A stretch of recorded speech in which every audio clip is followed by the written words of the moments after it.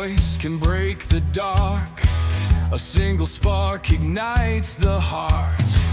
But if we turn when justice calls, the chains we forge will bind us all. When truth is silenced, when lies take hold, the cost is freedom, the soul grows cold. No one stands tall while another must fall. Freedom for one depends on freedom for all. We're mavericks of freedom, rebels in the fight, defending every voice, defending every right. For the moment we falter, the moment we stall, we lose our own freedom when we let others fall. You can't stand free while others kneel. When justice fades, it's freedom they steal.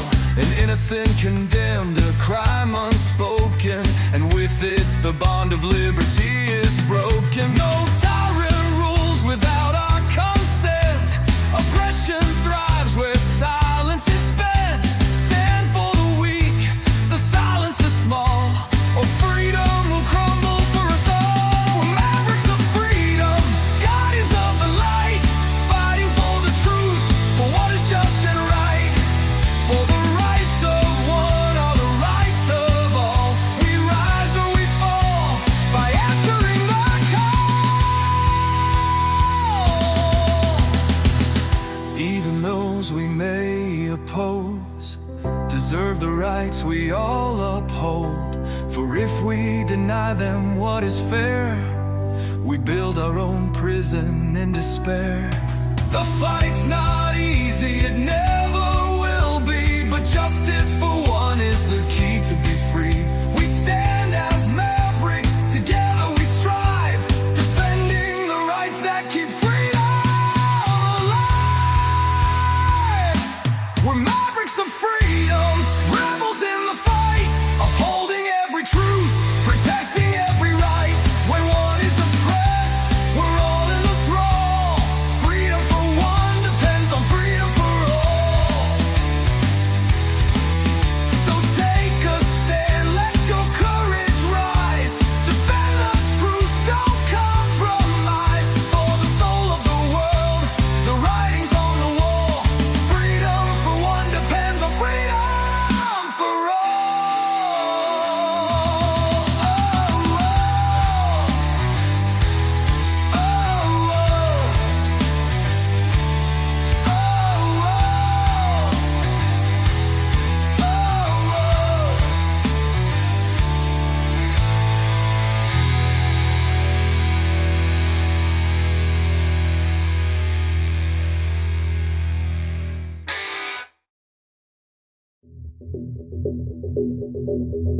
Greetings, Mavericks and new viewers.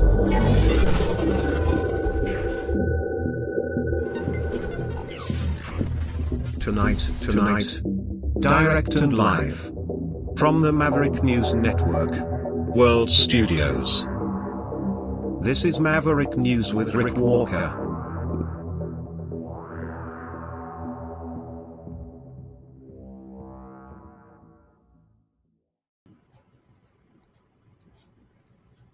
Hello, everyone. Welcome back to the Maverick News Channel.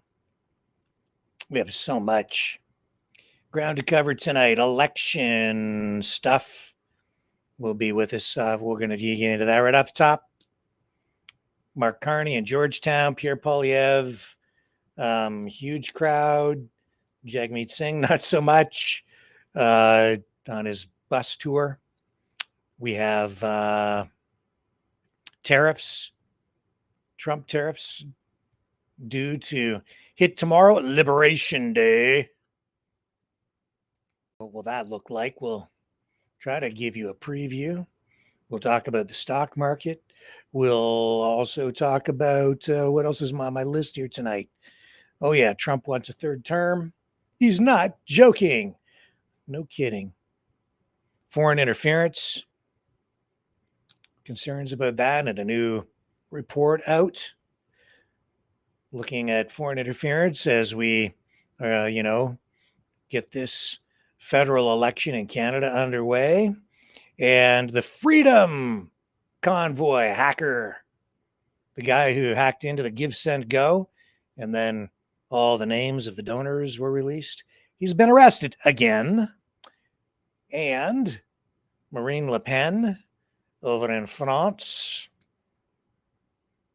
convicted on embezzlement charges. Ooh, and banned from running in the next election. Oh, some people are pretty steamed about that. And how steamed you are depends on your perspective. We also have a person who would like to meet Elon Musk face to face.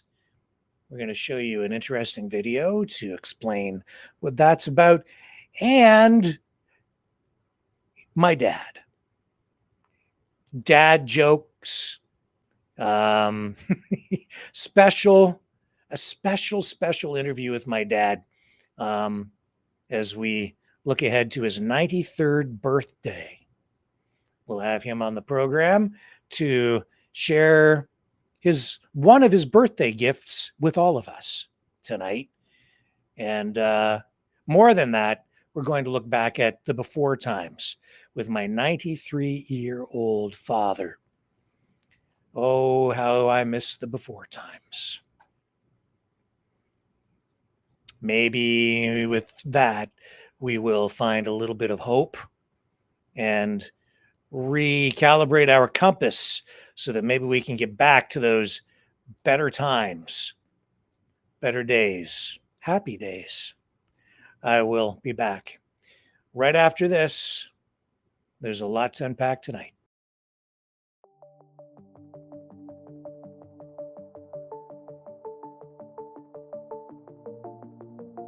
Greetings, brave Mavericks.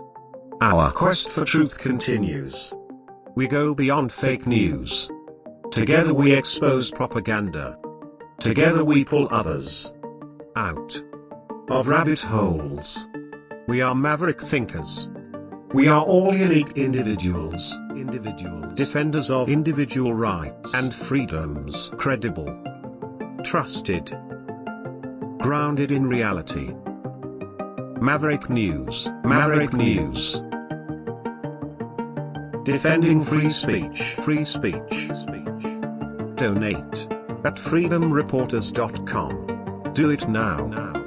Tomorrow may be too late. Maverick News. The world is watching.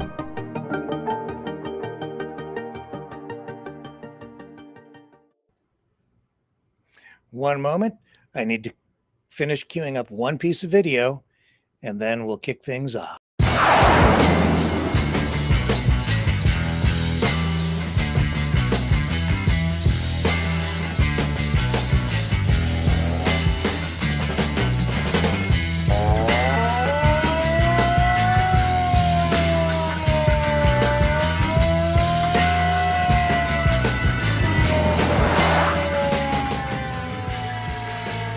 Maverick News. Fighting for freedom.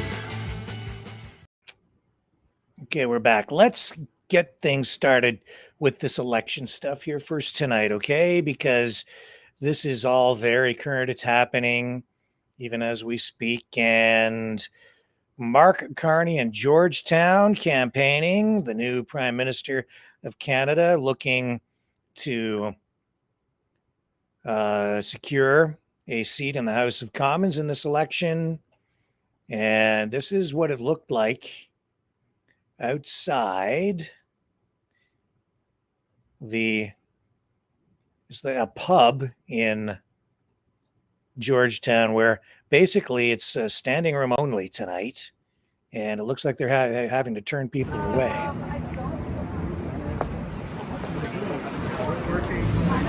think it's outside. You 9.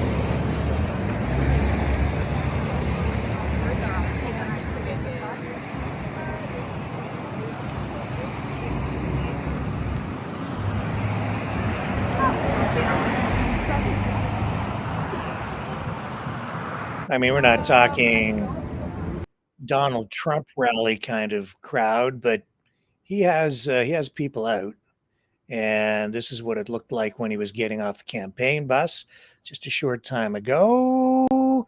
And here we go, Kareem Assad. Video here.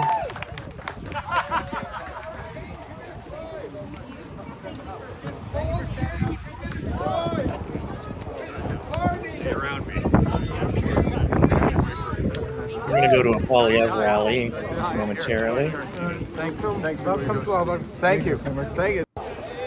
Okay, so that gives you the sense of what things are like, have been like on the outside.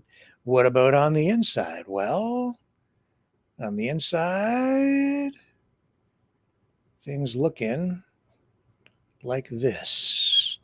Here we go. Here's Carney speaking. Thank you, Christine. Wow. This is not a calm room. This is not a steady room. This is Georgetown. That's good. That's what we need. Because we need to find who's ready. Who's ready?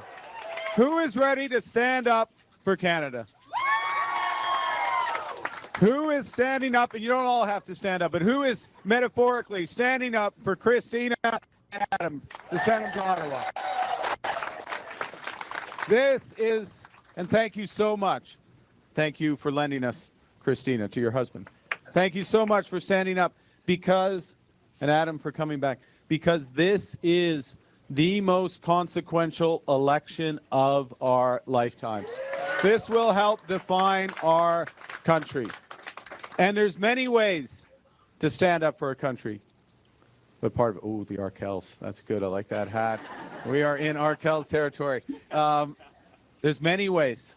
You can lend your song to one of our campaign videos. That's an example of stand up. You can put up signs. You can knock on doors. You can make phone calls. You can send in ideas. All of those are ways to stand up for our country right now. We also have to stand up directly to a man named Donald Trump. Yeah. A man who, don't blame you. Don't blame him. No, a man who wants to break us so America can own us. That is the strategy. No, and that is never, ever going to happen. And I made that clear to him when we spoke a few days ago.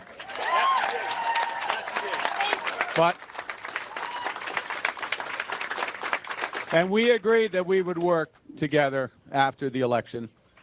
But in order to work together after the election, I need to get elected.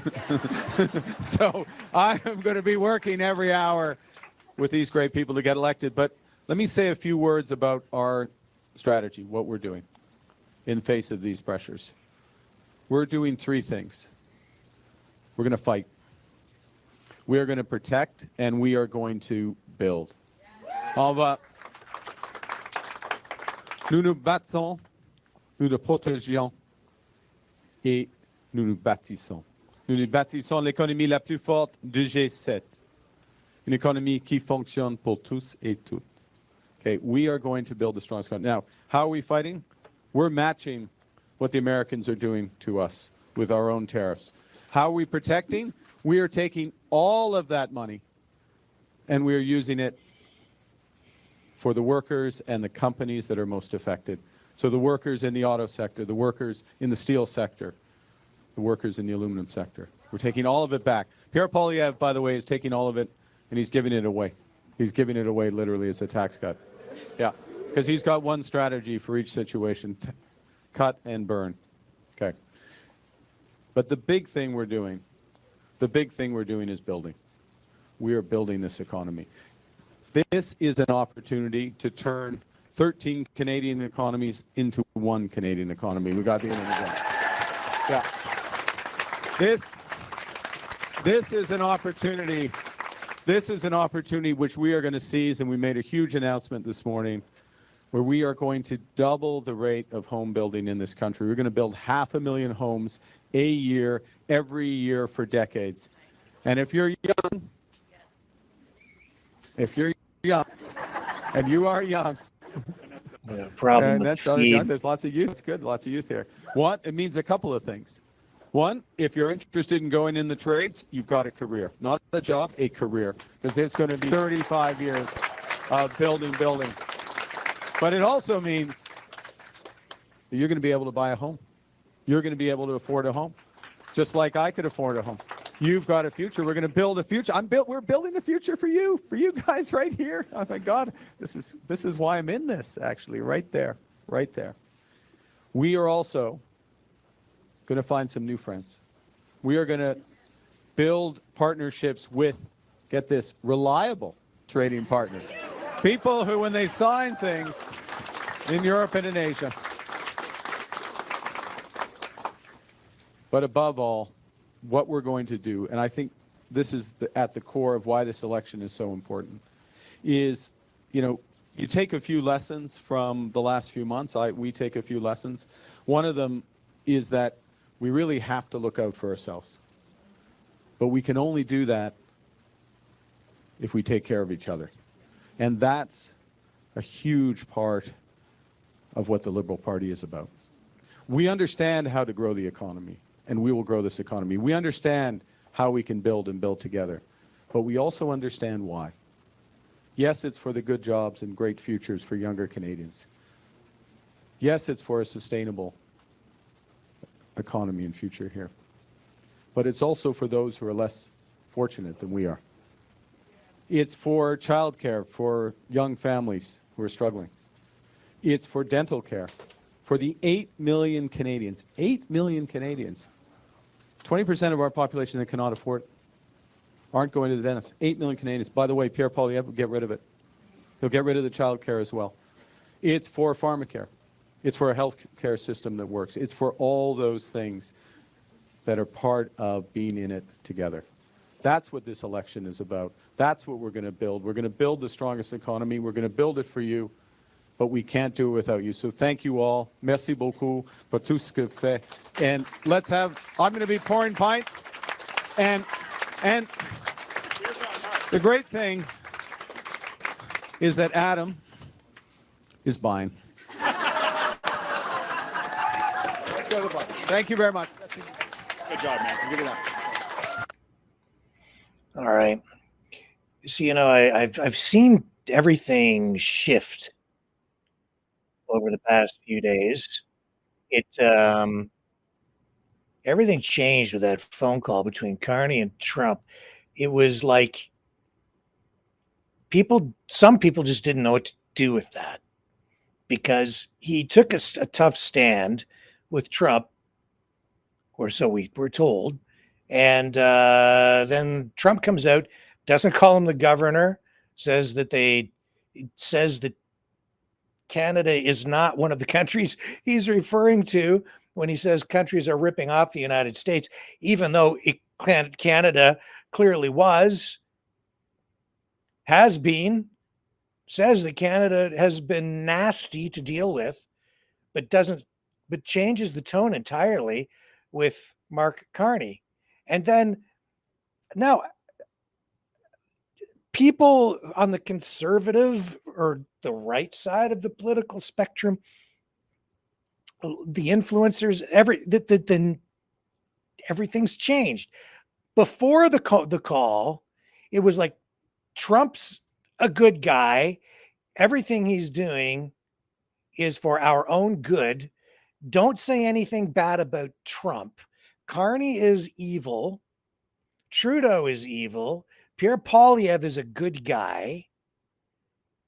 But Trump is not to blame for anything. He's doing Canada a great big favor.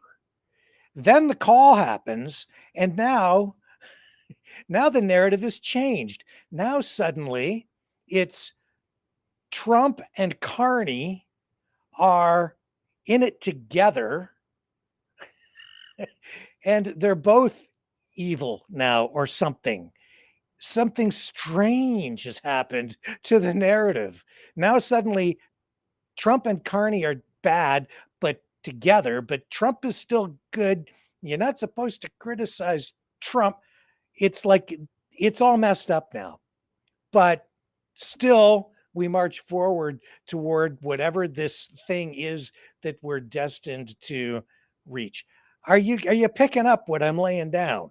It's all messed up now. The narrative, the Carney Trump phone call threw a monkey wrench into the gears of the anti-Carney, pro-Polyev, pro-conservative, let's join the United States as the 51st state narrative. Something went haywire, and now it's all being sort of recalibrated, and the people on the anti-Carney side making fun of the Elbows Up campaign, calling it a psyop. And now Carney and Trump are evil together. But if you just talk about Trump, he's still okay. And we should still join the United States, because I don't know, man. It's like it doesn't even make sense where all this has gone. Polyev in Fredericton tonight, campaigning. And he has his formula down too. Very effective campaign, sort of. Except that in classic conservative style, they've blown their lead somehow. This massive lead where they would have had the largest majority in Canadian history had we gone to the polls even just a few weeks ago. And now the Liberals have closed the gap. According to the latest polls, they've actually overtaken, in some cases by 5, maybe even 10 points, overtaken the Conservatives. But he still has an effective campaign. He's still sort of, I'm not sure the messaging is as effective as it was, because the Liberals have stolen some of the planks out of their platform. But he's got his wife front and center on the stage with him. So she's a big asset to him, his family image. I saw a video yesterday of him giving her a piggyback ride because she'd been on her feet for hours in her heels, So is that genuine? Yeah, I think it is sort of genuine, but it also shows his human side. I think he's trying to appeal to people that way, as sort of a man of the common people. But he's a conservative. Everything has changed. Conservatives used to be the party of big business. Now suddenly they're the party of the people. Anyway, weird. Here we go to Fredericton with Pierre Polyev and his wife on the stage, getting things kicked off here. And here we go. Bonjour, Fredericton! Who's ready to put Canada first for a change? Who's ready to axe some taxes? Who's ready to build some homes? Who's ready to build some pipelines? And who's ready to bring home change to the country we love?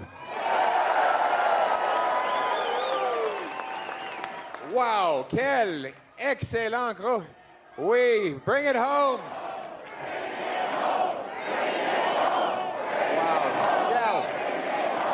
Look at this crowd. Bigger crowd there than the Carney event, I'll say that. Look at this crowd, incredible. And it's not just, I need you as well.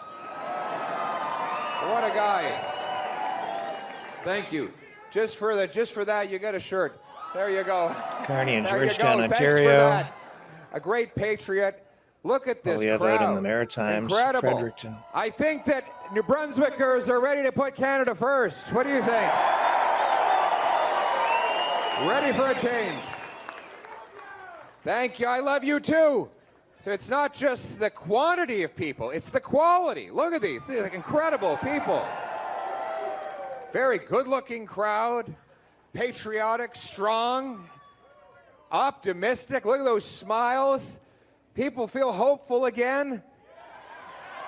They see hope on the horizon. They want to bring home the promise of this country. La promesse du Canada, que chacun qui travaille fort peut avoir une belle vie dans une belle maison, dans une communauté sécuritaire, protégée par des braves soldats sous notre fier drapeau canadien. That is the Canadian promise, that anyone who works hard can have a great life in a beautiful house on a safe street, protected by brave troops under a proud flag. That's what it means to put Canada first.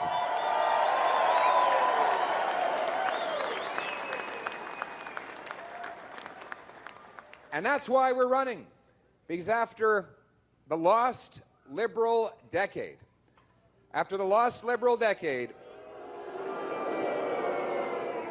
here's the question. After the lost Liberal decade of rising costs and crime and a falling economy under the thumb of the Americans, do we want to elect the Liberals for a fourth term?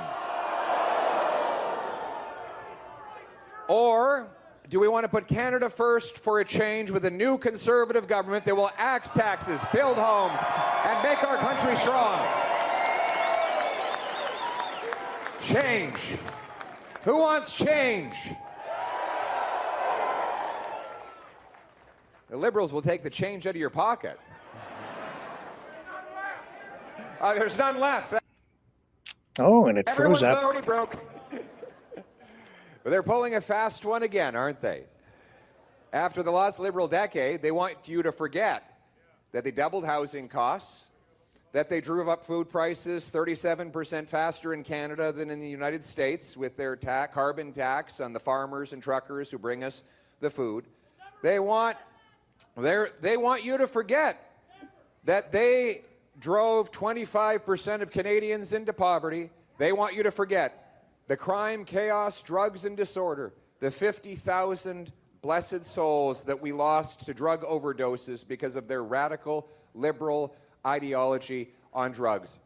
They want us to forget that they blocked pipelines and mines and drove hundreds of billions of dollars out of our country into the United States, making us helpless against the unjustified threats of Donald Trump. They want you to forget all of that, and the trick they're employing is replacing Justin Trudeau with his economic advisor and hand-picked successor, Mark Carney.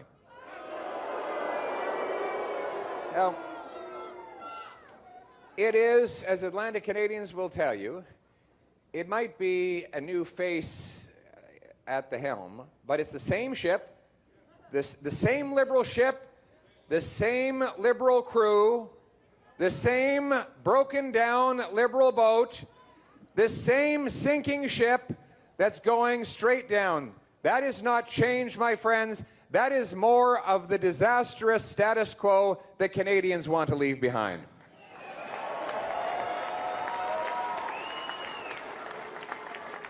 It's the same Liberal ministers, same Liberal MPs, same Liberal promises, same Liberal results if you elect them for a fourth Liberal term. The only difference is that they now have an even weaker and more compromised leader than they had before.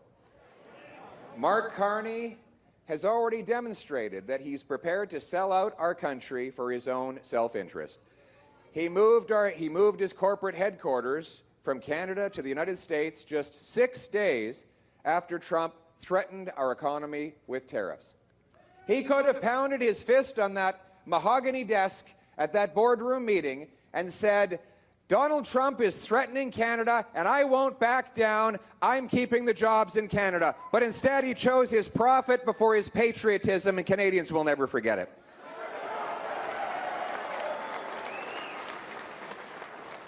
And while our schools and hospitals were starving for money and our taxpayers were overcharged, he stashed his corporate cash in Bermuda so that he wouldn't have to pay Canadian taxes. He took a $250 million loan for his company from a Chinese government-backed bank, personally traveling to Beijing to secure the deal in October, while he was the economic advisor to Justin Trudeau, who should have been acting in Canada's national interest. Now, he is locked up in that conflict of interest. And the worst thing about all of these decisions is that he still owns the shares and the investments in the company he moved to New York, for which he held the taxes down in Bermuda, and from which he got the loan from the Chinese government. All of these foreign interests will be pulling his strings. My friends, this is not a way to change from the lost Liberal decade. Mark Carney will make it even worse. And just today, we saw evidence of that. Did you hear the story of this Liberal MP? It's incredible. The Chinese government puts out a bounty on the head of a Canadian citizen because he criticized China. And the Liberal candidate in the same riding as this Conservative candidate said that that people should turn him over to the Chinese government to send him back to China where he could be killed on a bounty. And Mark Carney was asked what he thought, and he said he would keep that Liberal candidate in place. Of course he would. When you owe the Chinese government $250 million, it's pretty hard to stand up for Canada, isn't it?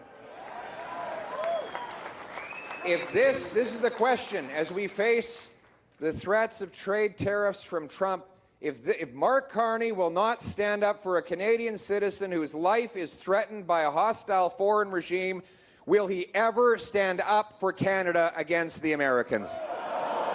Of course not. But he is weak, out of touch, and compromised. But he will never put Canada first. And that's why the choice in this election is very clear.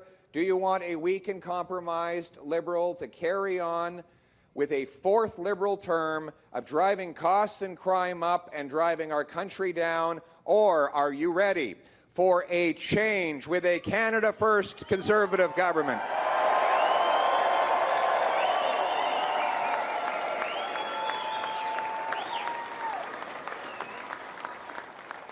Canada First starts with bringing home our jobs and our money, with a real bring it home plan. Bring it home is my terminology for two reasons. One, because we're going to be bringing home the hundreds of billions of dollars Liberals have driven out of the country to hostile foreign economies.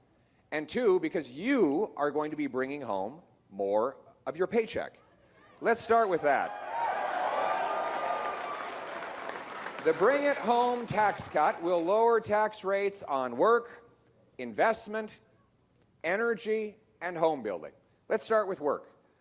Anybody see that meme online of the kid sitting in the park with his dad, and kid's got his face in his hands, bawling his eyes out. He's asked his dad, what is an income tax for him? And dad said, well, it's just like your school report card, just the opposite. The harder you work, the worse you do. You actually, income tax is the fine you pay for the crime of working hard. Today, Canadians spend more on tax than they do on food, clothing, and shelter combined. The government has become a morbidly obese, never satisfied monster that consumes more and more of everything that you produce. Now it has grown by 80% in cost, and most of that has fallen on working class taxpayers forced to pay more. That is why I have announced that a Canada First Conservative government will cut income taxes by 15% so you bring home more of each dollar you earn.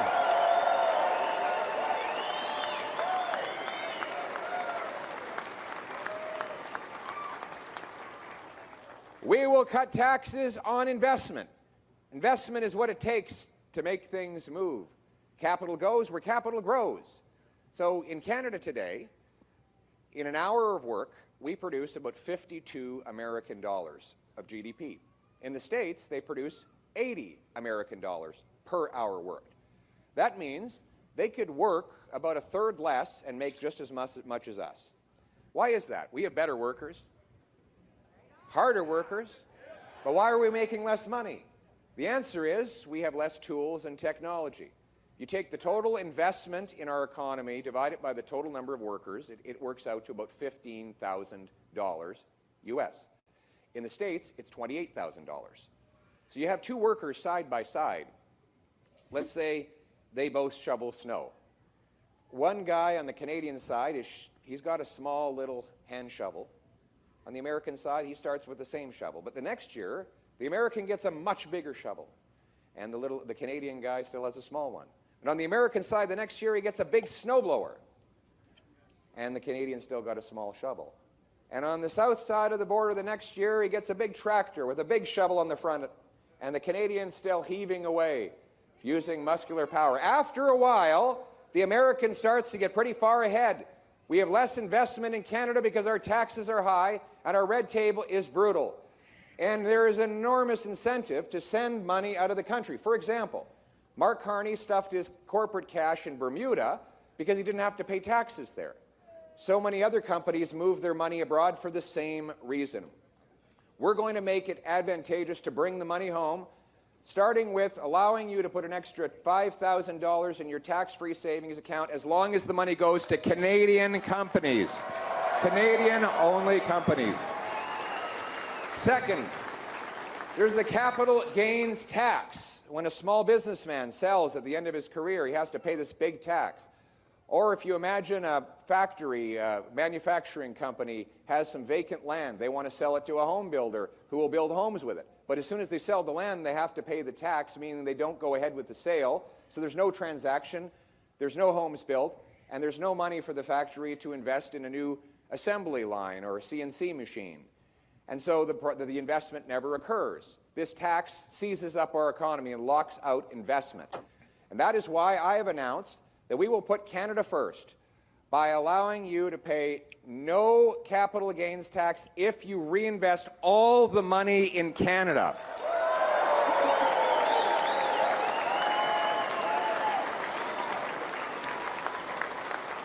Now, you take the money out of Canada, you pay the capital gains tax. You want to go buy a boat and sit on the lake? Well, nothing wrong with that, but you have to pay the tax. But if instead you sell your investment but reinvest it in Canadian home building, Canadian factories, a Canadian company that builds pipelines, digs mines, and creates jobs in this country, then you will be able to do it tax-free. We will also encourage the companies that have shipped their money abroad to bring it home.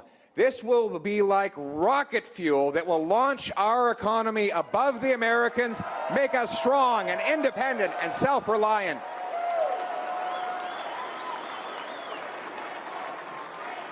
Bring it home. Bring it home.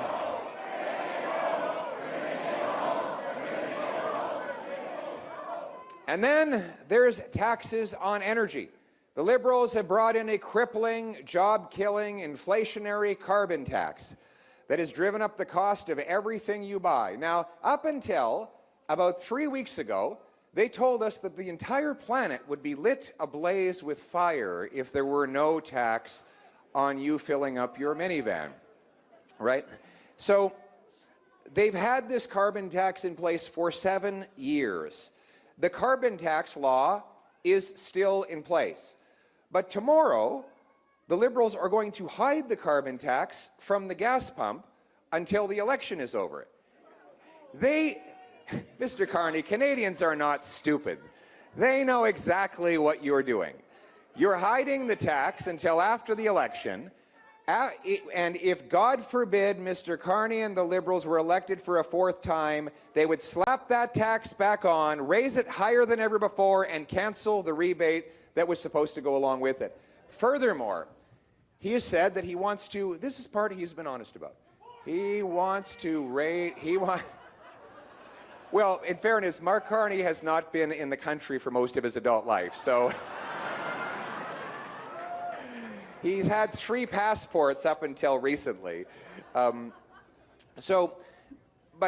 he's admitted that he wants to bring in a much bigger industrial carbon tax on steel, on lumber, on aluminum, on fertilizer, on all the other industrial products that we need to survive as a modern civilization. But he doesn't think you're smart enough to know that it will all be passed on to you in lower wages and higher prices. And this is some area where he's got a lot in common with Donald Trump. Both want to tax Canadian industry. Trump wants to do it with tariffs. Carney wants to do it with a carbon tax. You know, we're talking about fighting Trump on tariffs, and I agree with that. But I'll tell you something, it's even worse when the tariffs and taxes are being put on our businesses by our own government. And so let me be clear. We will put Canada first by axing the carbon tax for everyone, for everything, for good, for real, for a change.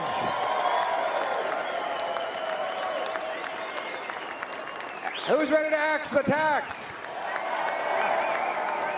Tax. Axe the tax.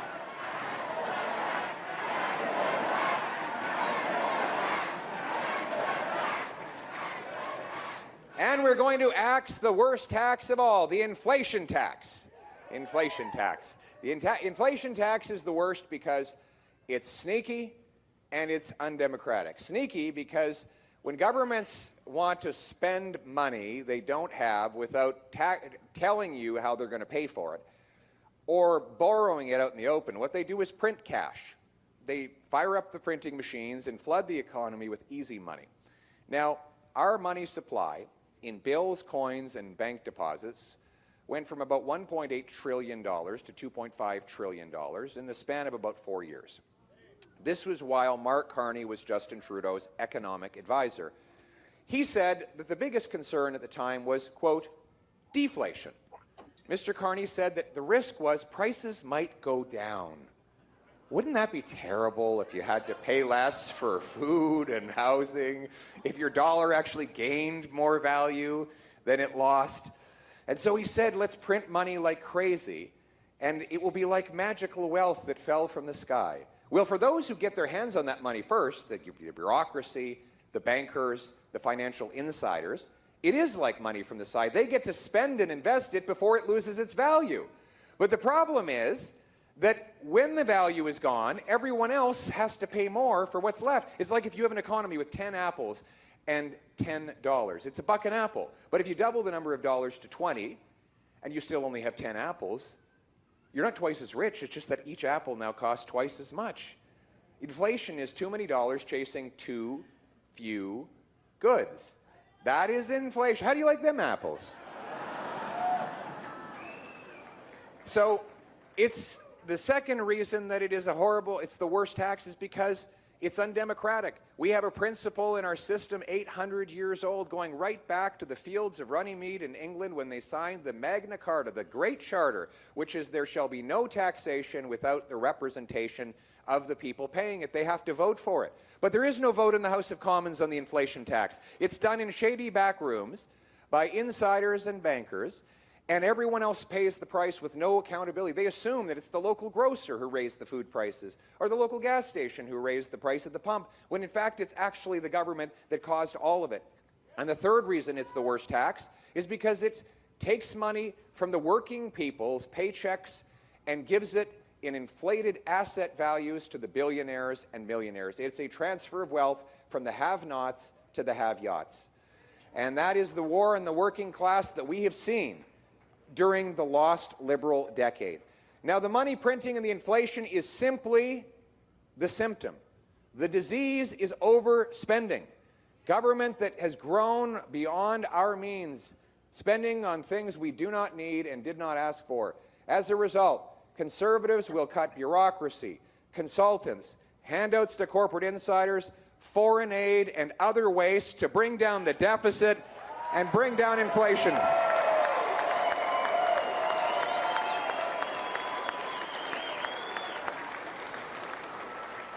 So that your money retains its value, and that a dollar earned can turn into a dollar spent, that your money should grow in its purchasing power when we have solid and sound money. And that should be able to buy homes again. After the lost Liberal decade, housing costs have literally doubled. And today, Mark Carney doubled down on Justin Trudeau's housing policy.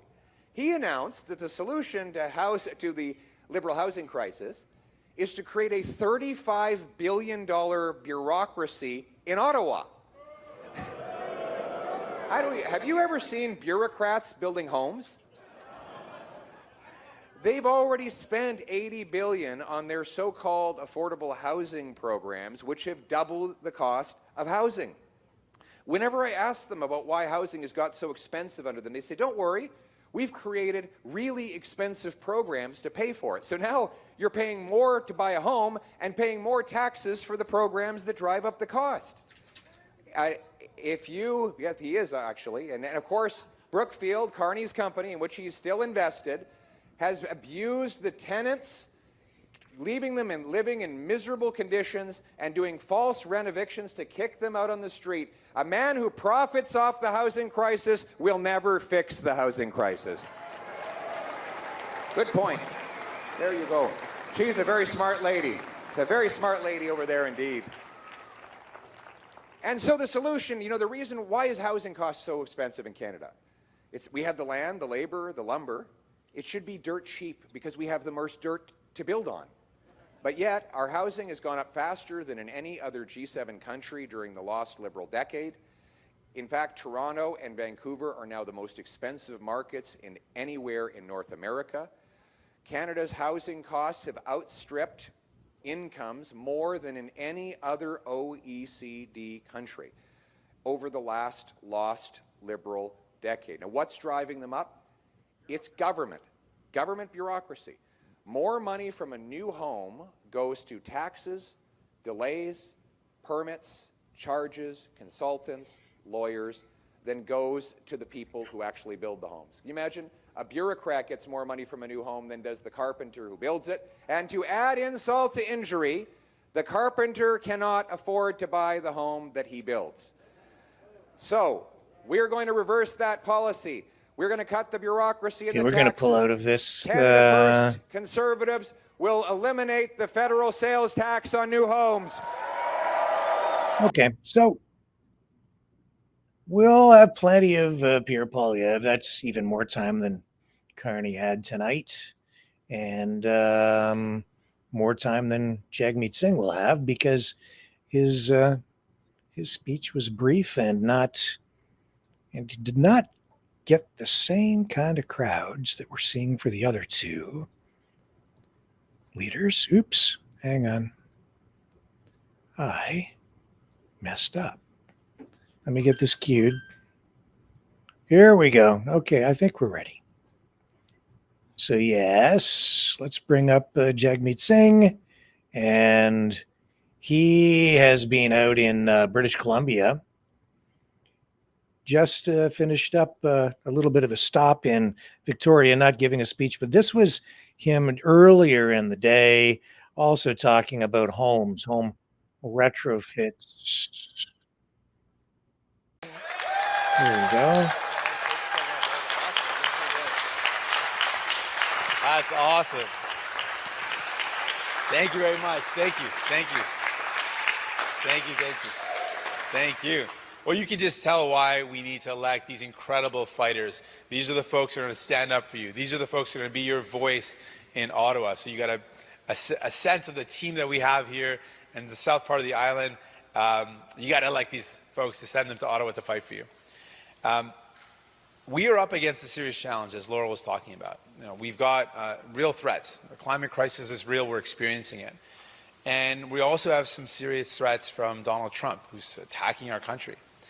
And the way we win this fight against the threats of Donald Trump is not by making Canada more like the United States. That's not how we do this. The way we win this fight is by doubling down on who we are as a country, by doubling down on the values that make us who we are. We believe in taking care of each other. It's a Canadian value. It's why we have things like healthcare. We also believe in taking care of our country, taking care of the land, the air and the water. Protecting our environment is what makes us Canadian as well. So when we fight back against Donald Trump, we got to fight back by defending what is dear to us, what is true to who we are. And so today we're talking about our plan to defend our environment, to protect our country. Here is just some of the first steps that we would take as a New Democrat government.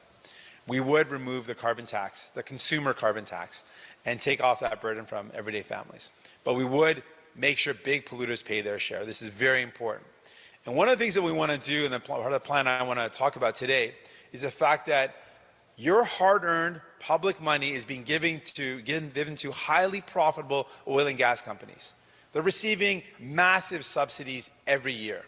That has to end. New Democrats would once and for all end those subsidies. They must end.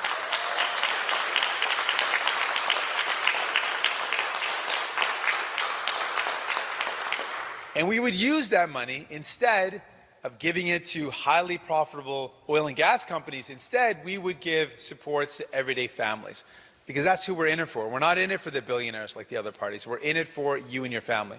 So we would cancel those subsidies and use that money to give everyday families the ability to retrofit their homes, to lower their energy costs, to save them money and reduce their emissions. That's a plan that works for people, not for the billionaires. Okay. And we're going to end it there because he's really just repeating his campaign points. And we'll hear that plenty of times again in the days and weeks ahead as we get closer to Election Day. We are on the cusp of Liberation Day. Tomorrow, tariffs supposed to take effect. As that happens, we are seeing, here, I'll show you the headline tonight.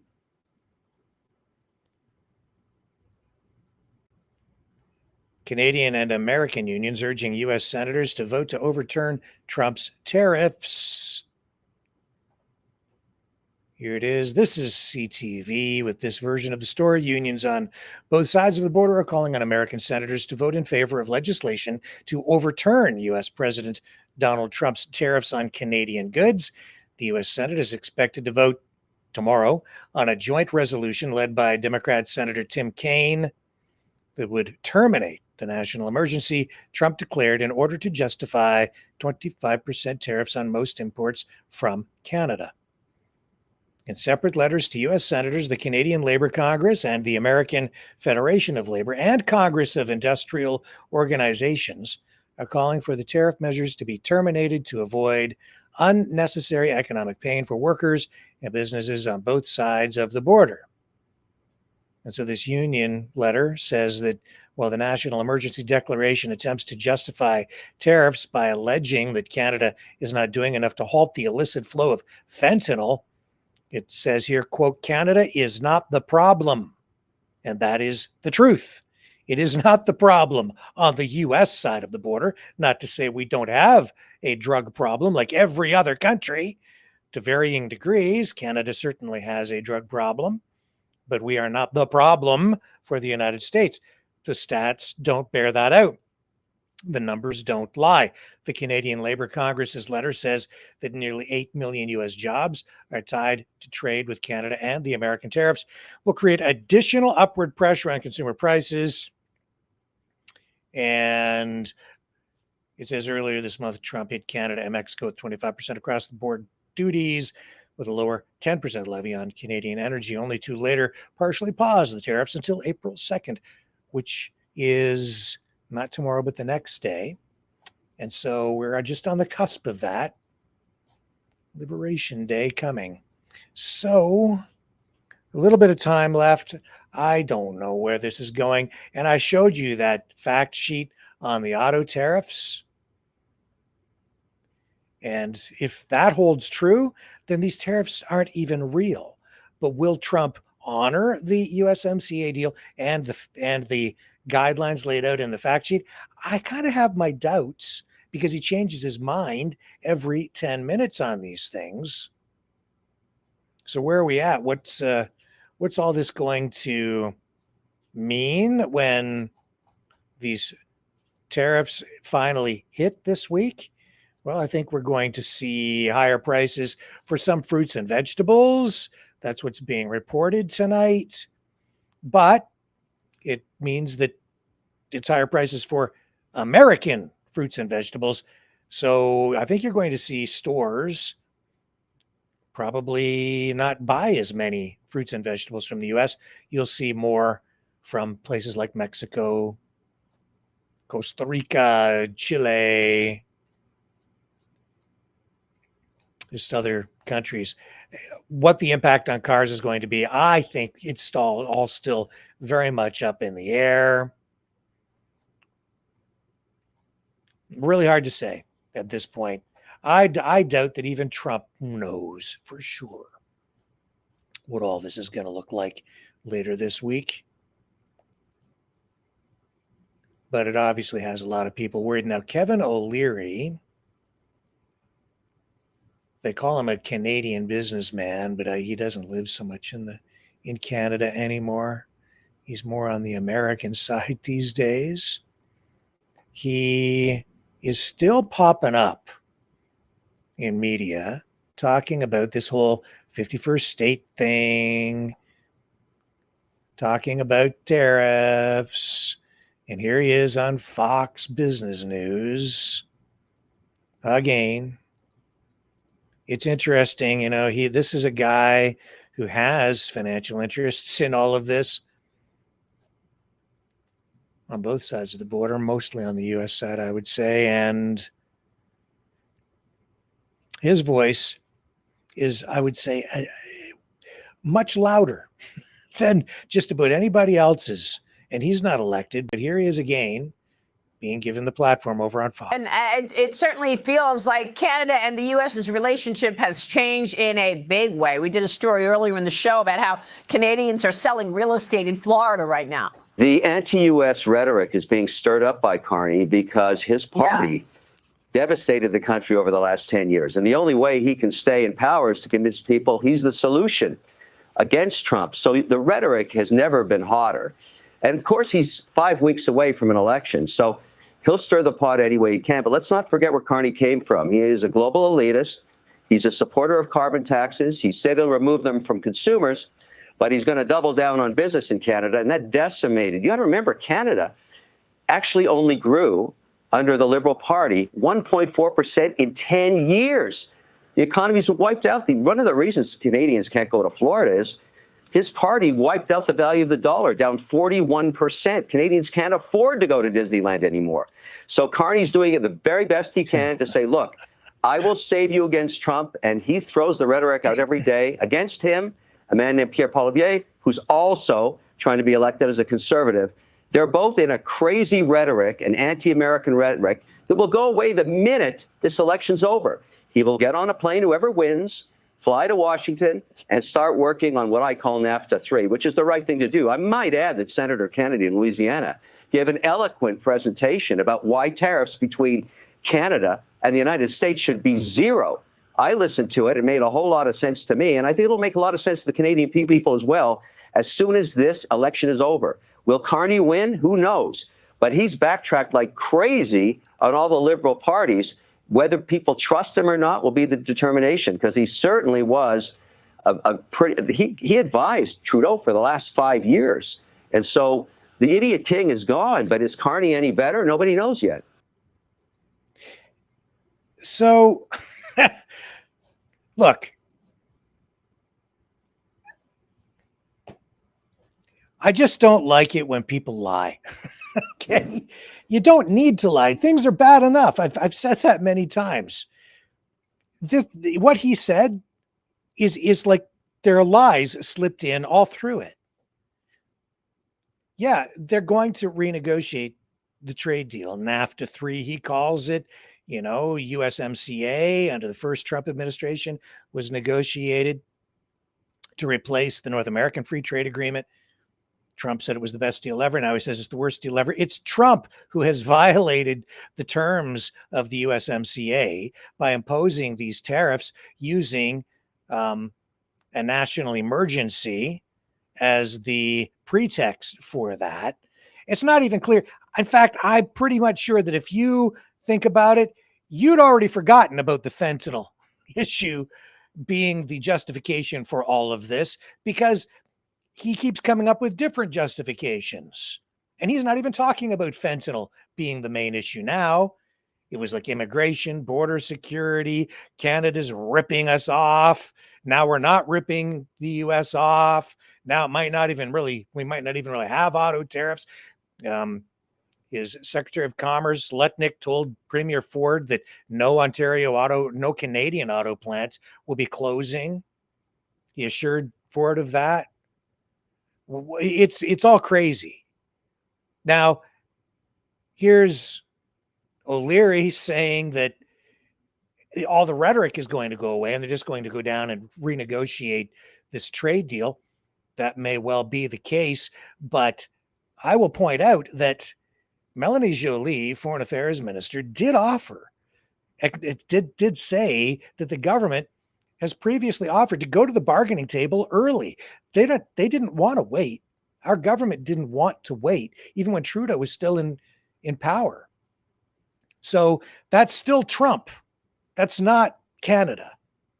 And I'm not trying to play partisan politics here at all or defend the liberals or anything like that. I'm just trying to be honest and truthful.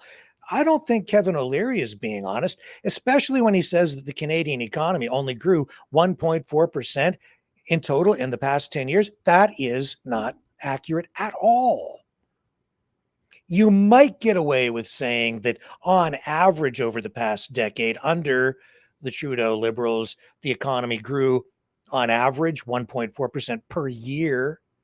And you have to remember that during the pandemic, we went into negative growth. We actually, the economy shrunk because of the lockdowns and the decline in economic activity, where the economy shrunk by about 5% in one of those years. And then we've made up for that to some degree since then. Overall, the truth of the matter is the economy in Canada has grown somewhere probably around 12, maybe 14% over the past decade in total, not 1.4%. It's just not accurate. He knows that, but it sounds better. Yeah. And it just hits the liberals harder when he says 1.4%. And then he can come back and say, well, it was a slip of the tongue or a misrepresentation, a minor mistake. No, that's a pretty major mistake. That's pretty major. It's not a mistake. It's him playing games. It's spin. There's an election on. You're going to get it on all sides. I just don't like the falsehoods.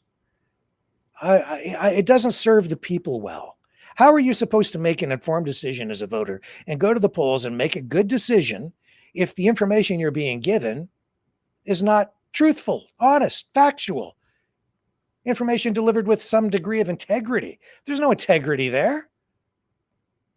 And it's an important decision right now. It truly is, because the country is facing an existential threat. Make no mistake, this is a very real threat. This is not a game. And we can't afford to have people who have financial interests that they are not obligated in any way to disclose to the public, Kevin O'Leary, influencing public opinion and influencing the way people will go to the polls, how people will vote. He's not elected. He's a business guy. He has big money interests. Went down to Mar-a-Lago with Danielle Smith, met with Trump, talked about pipelines, talked about his desire to buy TikTok with some investors, talked about establishing an AI research facility up in Alberta, which will require a lot of energy. I also know that about a year ago, he said that he wants to build and is going to build an oil refinery worth $14 billion, but not in Canada, in the United States. Where do you think the oil for that refinery is going to flow from? Well, one might speculate. And so I have to ask, does Kevin O'Leary have a conflict of interest in this regard? Just asking. Where's his financial disclosure? Now, this is a guy with some money and friends with money, and he's down there meeting with the gangsta, the OG, kissing the ring, making a deal. Let's fly on down to Mar-a-Lago and make a deal. Let's make a deal. Here's talk about foreign influence. You don't have to look very far. Just look across the border, or maybe just look right inside our own country and start asking yourself, who's influencing this influencer? And it's not just Kevin O'Leary. I've seen in the past 24 hours, some influencers have a conniption fit because it was announced that there was going to be this news conference today involving this committee issuing a report and having a news conference about foreign interference. I saw a couple of influencers, Canadian influencers, freak out. It was like they were trying to get out in front of it, and they were trying to discredit it right from the very beginning, which is like, why are you so concerned? What's your interest in this, that you're so tuned in to the committee that's about to have a news conference about foreign interference that you feel compelled to come out and start slamming it even before they reveal the information that's in the report? Isn't it in our interests to, in the public interest, to have this information revealed? If there is an investigation, and there has been, don't you want to know? But before you even know what's in the report, you're saying don't listen to it, basically. Well, this is what they had to say today as they kicked this news conference off. My name is Kyle Matthews. I'm Executive Director of the Montreal Institute for Global Security. We're very pleased to be here at the Parliament today to launch a report looking at foreign interference, disinformation, and transnational repression. Canada, over the past few years, has seen increasingly more governments engage in its electoral process to try to switch certain or support certain candidates for other foreign countries' interests. We've seen an increasing rise of authoritarian states collaborate and spread disinformation in our society, both on and offline. And we've also seen an increasing number of authoritarian states engage in transnational repression, including, I would highlight our friend Irwin Cottle, a former Attorney General and Minister of Canada, who's been under 24-hour RCMP protection because of threats to his life by the government of Iran. So this is a serious issue in Canada.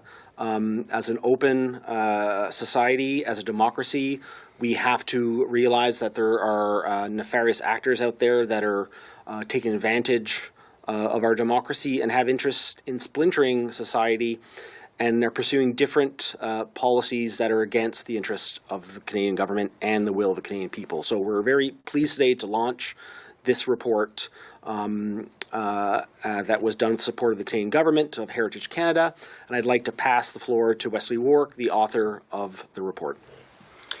Thanks, Kyle. I guess the first thing I'll say, and it may sound a little self-interested, but it really isn't meant to be that way. I just would encourage people to read the report.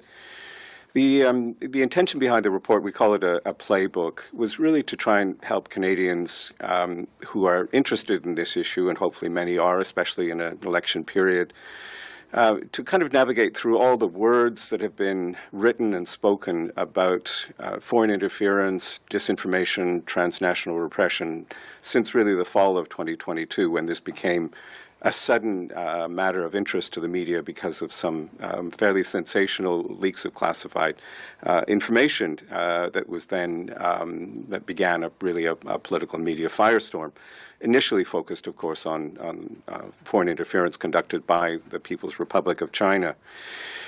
And in particular, I thought what might be of interest really going forward, we've, of course, had Justice Hogue's final report from the public inquiry into foreign interference, which was issued in January.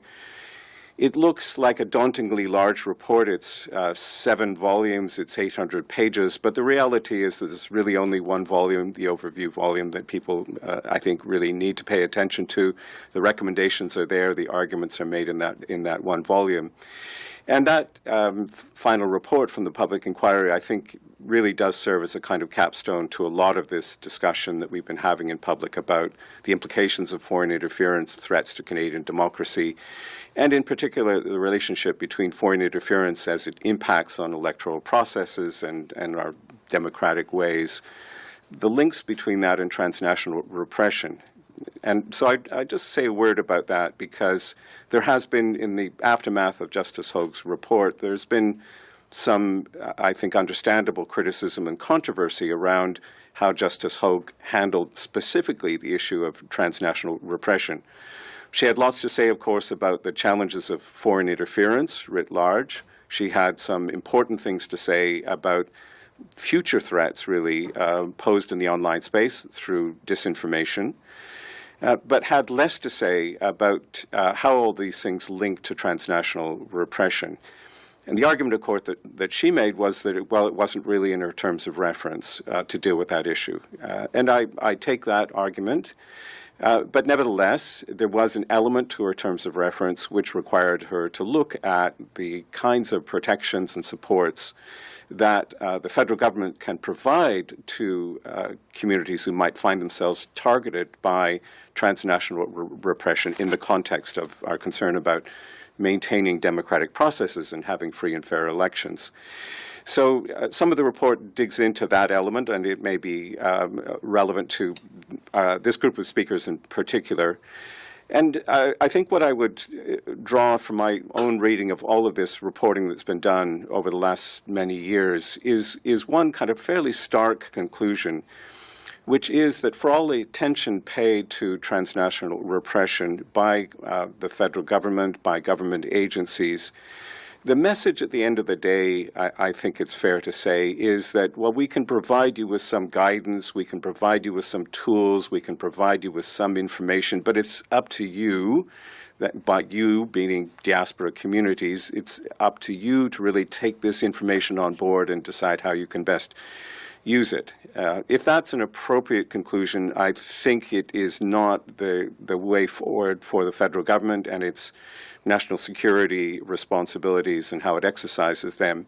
And towards the conclusion of this report, and I'll really just end on these points, towards the conclusion of this report, I really suggest that there are essentially four things that, broad baskets of reforms that really need to take place. And some of these really just follow on from Justice Hogue's report, and some of them are a little different in terms of their emphasis.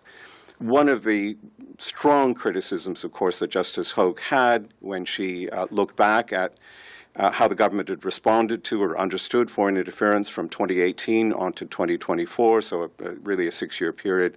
One of the strong conclusions she reached was that the government had not been sufficiently transparent with Canadians about the nature of foreign interference threat and how it's manifest, including through transnational repression, and that any future government would have to do much better on that front to tell Canadians in a systematic way about the evolving nature of this threat. So transparency was a big theme. Okay, we've heard this before.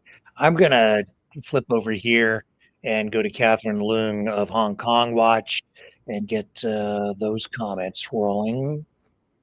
Here we go. This is stage. Catherine Leung, Hong Kong Watch. Thank you, Kyle. Transnational repression takes many forms. It could be anything from harassing comments online to threatening emails, to threats on one's life, or even arrest warrants and bounties. And it can be perpetrated by individual actors or a foreign government. What they have in common, however, is that these actions are done to silence an individual for the benefit of a foreign state. This weekend, we saw an example of transnational repression, something that is so unthinkable for an incumbent MP to take part in, that brought into question whether elected officials take seriously the threat of transnational repression and foreign interference. To be clear, this is a parliamentarian suggesting to the public at a community event that a political opponent should be taken into custody at the Chinese consulate and handed over to a foreign regime that has shown no mercy for its opposition. This cannot stand in Canada. To effectively counter foreign interference and transnational repression, we need to take a zero-tolerance approach. The Government of Canada needs to show, in no uncertain terms, that any acts of foreign interference, whether it be electoral or seeking to harm an individual, will be prosecuted to the fullest extent of the law. We will detect it, intercept it, and perpetrators will be brought to justice. Regardless of political affiliations, I am sure the news out of this weekend shocked Canadians. The issue of foreign interference and transnational repression cannot be one that divides Canadians along partisan lines. This is an issue not only of human rights, but of national security and sovereignty. If we cannot protect Canadians on Canadian soil from foreign actors seeking to intimidate, silence, or harm, we do not exercise any meaningful sovereignty over our territory. The impacts go far beyond just the individuals that are targeted. When a community sees this, what happens are two things. First, they see that there are consequences to speaking out, that even though they are in a country where freedom of expression is legally protected, an adversarial foreign state can seek to harm them for their speech. Second, when they see that their government is not standing behind the targeted individual, it brings into question whether, if they themselves are targeted, whether they can rely on their elected officials to do the right thing and protect not only them, but our Canadian values of freedom, democracy, and human rights. There is a lot of work to be done on countering transnational repression, and this report comes at a very timely moment. Thank you. Can't disagree with anything she said myself. And again, my radar goes up when I see people running defense on something that they haven't even read yet. Like, what have you been doing that you feel compelled to come out and try and discredit a report you haven't even read yet? You might take note of that yourself. We have more after this. You know, someone very profoundly once said many years ago that if fascism ever comes to America, it'll come in the name of liberalism.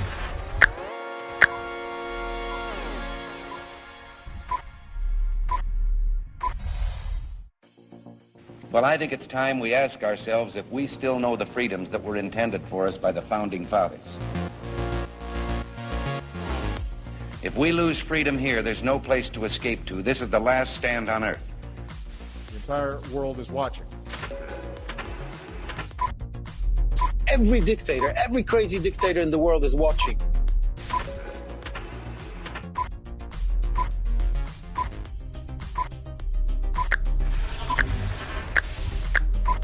The world is watching. On TV, the entire world is watching. On social media. But the entire world is watching, and yes, they are seeing what we have apparently bravely been willing to say that others are thinking. Stand for freedom. Literally stand for freedom. Let's get this done. The entire world is watching. We're at war with the most dangerous enemy that has ever faced mankind in his long climb from the swamp to the stars. Maverick News. Maverick News. Maverick News. Let me have more control of my own destiny. The world is watching.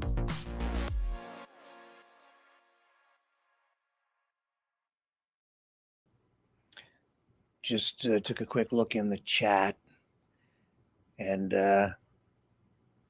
people in the one channel defending Kevin O'Leary, I guess.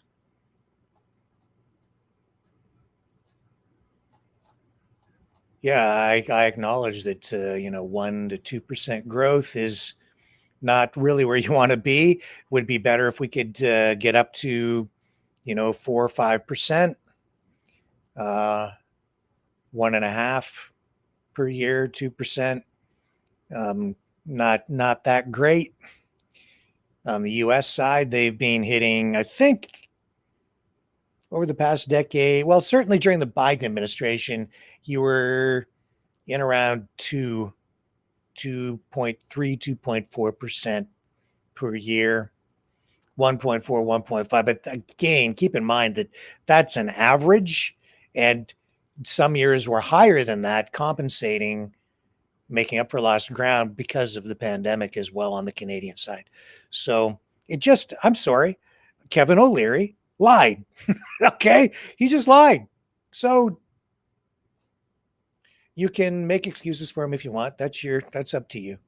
Now, that being said, as I look in the chat, I should just make note that there is a new mod at the request of many people, moderator, an anonymous moderator. I am trying to take a hands-off approach again to all of this moderation, but because some things, I guess some people have been saying, have been getting a little bit maybe out of hand in the chat, just be aware that there is a moderator in there, and there have been some community guidelines drawn up, and they were in the beginning of the program on a graphic on the screen, so you can find them there. And they are also on some of the channels where the number of characters was not exceeded by the rules for posting. So where I was able to put those in tonight, you can find the community guidelines for the chat and, of course, even the call-in portion of the program, just about the code of conduct, essentially, for all Mavericks participating here. So take note of those and behave yourselves, or the new mod might enforce the rules of conduct. And yeah, the problem here is that, yeah, I have been extremely lenient, really from the beginning of this channel being resurrected, this platform, because I do believe in free speech. So I've been very reluctant to ban people at all. But as soon as I've said that, some people who have been malicious have come in and they have tried very hard to force censorship. So the rules, I think, strike a balance. And by striking that balance, I think what we're really doing is preserving everyone's free speech by trying to avoid having people come in and just scream at the top of their lungs like they're having an intervention at some event, going, ah, so that nobody can talk, or trying to dominate. Anyway, the rules are the rules. Go check them out and then proceed at your own risk. And I'm going to try and stay out of the whole thing. But I will duck in from time to time just to say hello and acknowledge people like Angel Heart 10729, hello, and Lindy, hello, and Dragon, yeah.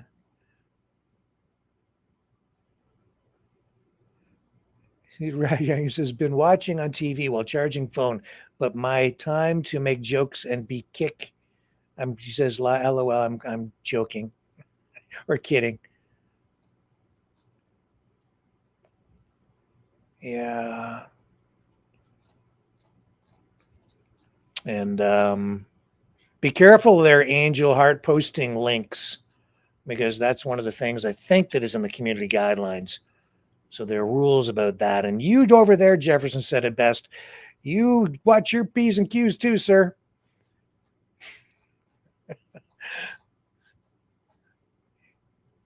And Johnny, I see you in there too. Hello, Johnny from Toronto. And what else do we have going on here tonight? Oh, yes, the markets. Since we're talking about the economy and tariffs and growth. Yeah, I don't know. I saw that Financial Post link. I don't know exactly what the story was that Angel Heart was sharing in the chat. No doubt, recession is absolutely a concern, not just for Canada, but for the United States. And that's because right now, because of the tariffs. Everybody's worried about the tariffs, and that is Trump. 2 of the 3 major U.S. stock indexes just posted their worst quarter in over 2 years, and the third barely escaped the same fate. As of today's close, the S&P 500 dropped more than 4.5% for the first quarter of 2025, while the tech-packed NASDAQ took a bigger hit, plunging 10.4%. I made notes just before we came on. The Dow Jones Industrial Average fell 1.3%, making its first back-to-back monthly loss since October of 23. This whole slump comes just days before Trump unveils a new round of these sweeping tariffs, adding to months of trade policy chaos that's left investors on edge. This isn't good for growth. This is going to result in contraction. Certainly initially, the S&P 500 briefly slipped into correction territory today, a 10% drop from its last peak before recovering slightly. Still, it couldn't avoid its worst monthly decline since December of 2022.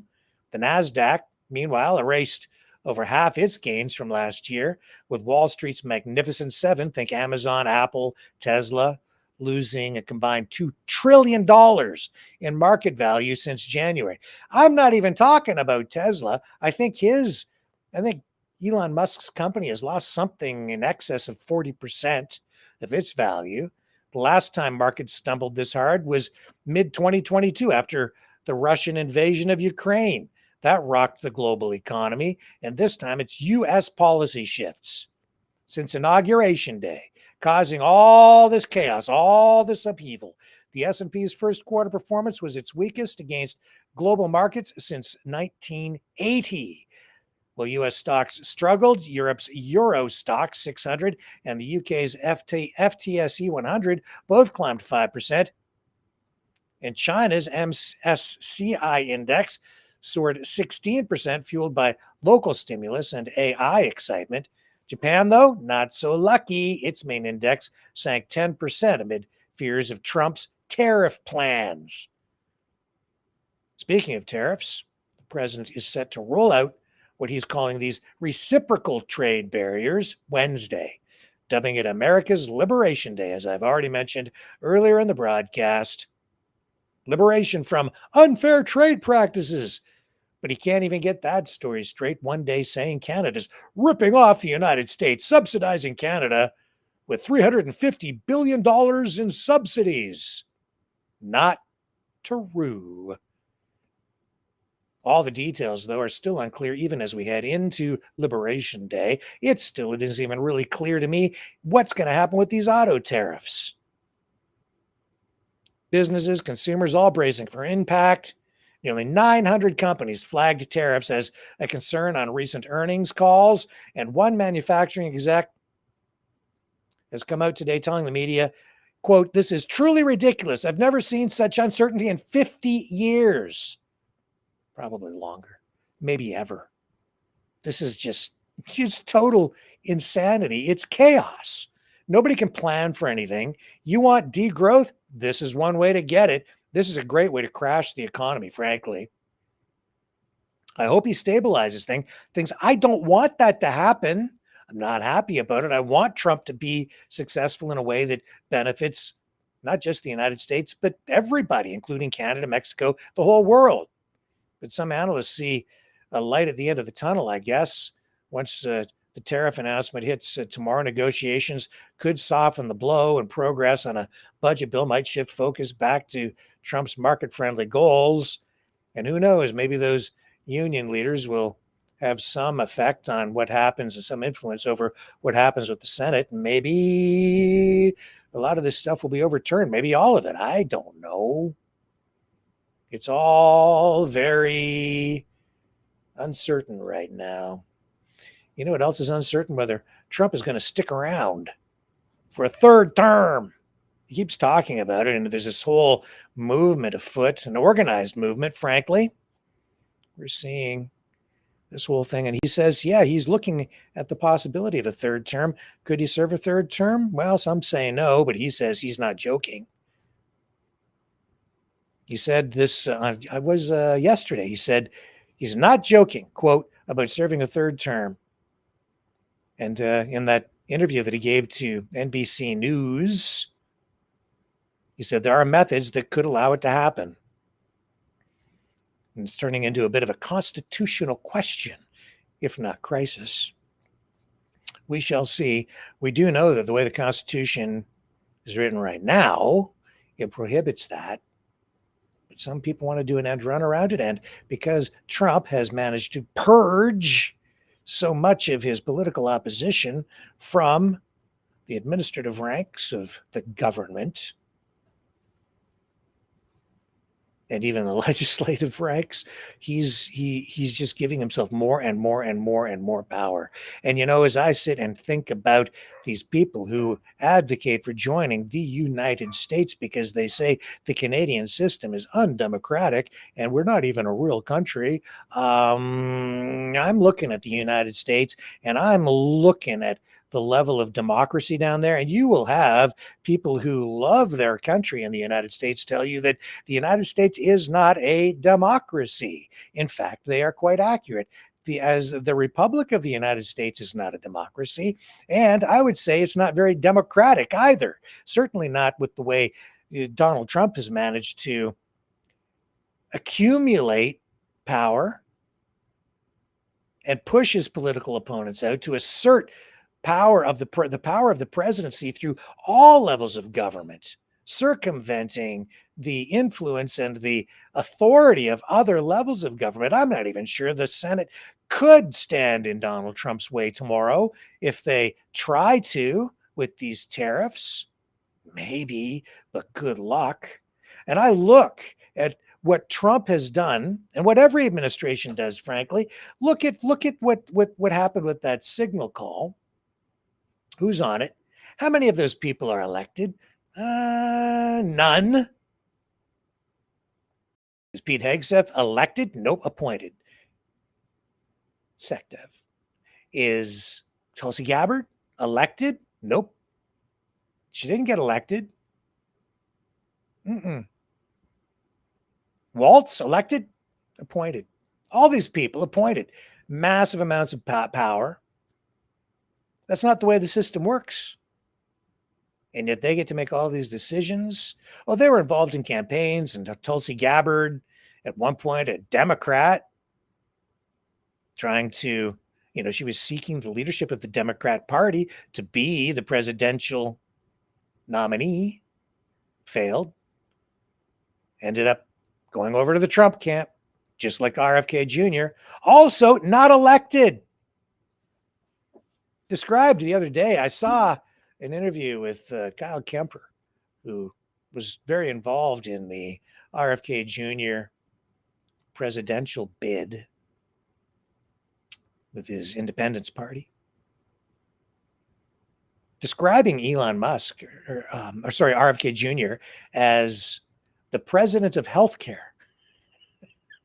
And I thought, president of healthcare? Who voted for RFK Jr.? Nobody. And yet he has all this power over there and responsibility. But some people handle the responsibility better than others. And I would say Pete Hegseth, maybe not so great at handling responsibility. A bit of a hothead, this guy. This was him on Sunday. Let me play you this clip. Some people will applaud this, but I'm very uncomfortable with the tone. It's not even just the message, it's the tone. It's the tone. Yeah, let's listen to him on Sunday. Hey everybody, Pete Hegseth here. We're about to land in Washington, D.C. on our way back from Japan, where we've been meeting with the troops, talking to allies and partners, reestablishing deterrence in the Indo-Pacific. It's Sunday, but of course we're still working. I want to show you one thing. It's a new memorandum that's coming out today on combat arms standards. You see, for far too long, we allowed standards to slip, and different standards for men and women in combat arms MOSs and jobs. That's not acceptable. We need to have the same standard, male or female, in our combat roles to ensure our men and women who are under our leaders or in those formations have the best possible leaders and the highest possible standards that are not based at all on your sex, if you're a man or a woman. So I'm signing this memorandum today. The services will review, and soon we will have nothing but the highest and equal standards for men and women in combat. Or else get with the program, worm. Macho man. He's like a comic book character. And here he is. Here he is. I guess he found himself a worm. Where is he? This is him in in Japan. Before he flew back, he made this dude made this worm squirm. Drop and give me 50. Worm. Macho man. I got to be a macho man. Macho Man.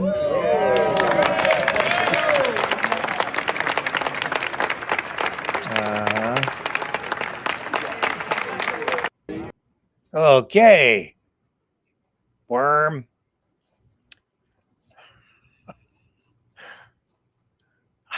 I don't know. This guy has he has F-35s, tanks, bazookas, hand grenades, nuclear weapons, signal.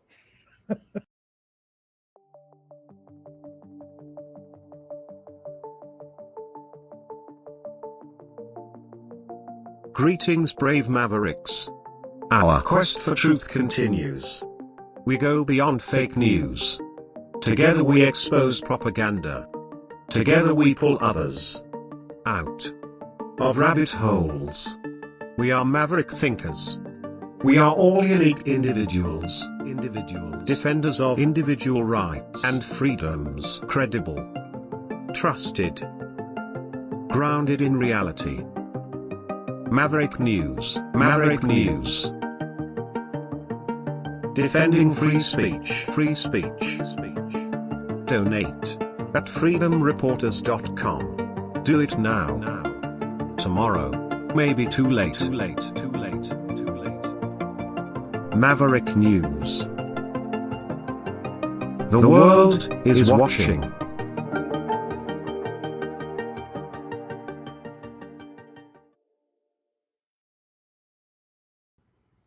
Okay, so Marine Le Pen.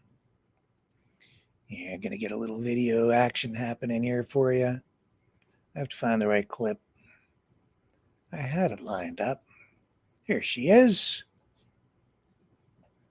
Oh, I'm sure maybe some of you have heard the word Marine Le Pen. So a lot of buttons to click just to get one clip up. Here she is. She's found guilty. Embezzlement. I'm going to turn the audio down on this. Yeah. So what she did here, I'm going to recue this. So she was found guilty in a French court of misusing EU funds to pay staff from her party, the National Rally Party, between 2004 and 2016. And she has, because of the conviction, she's been barred from running for office in the next election in 2027. And so it says, Le Pen and 24 other officials from the RN are accused of having used money intended for European Union parliamentary aids to pay staff who worked for the party between 2004 and 2016 in violation of the 27 nation bloc's regulations.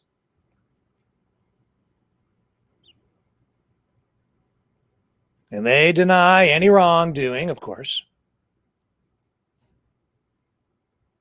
And did they do something wrong? Well, you're not supposed to use the money for your party to basically do campaign work or work for your political purposes. The money is supposed to be used for administrative work to administer government, you see, for your staff to do government work, not party work. There's a difference. It's this similar rules even here in Canada. You're not supposed to use government money to pay like campaign workers to further your political campaign.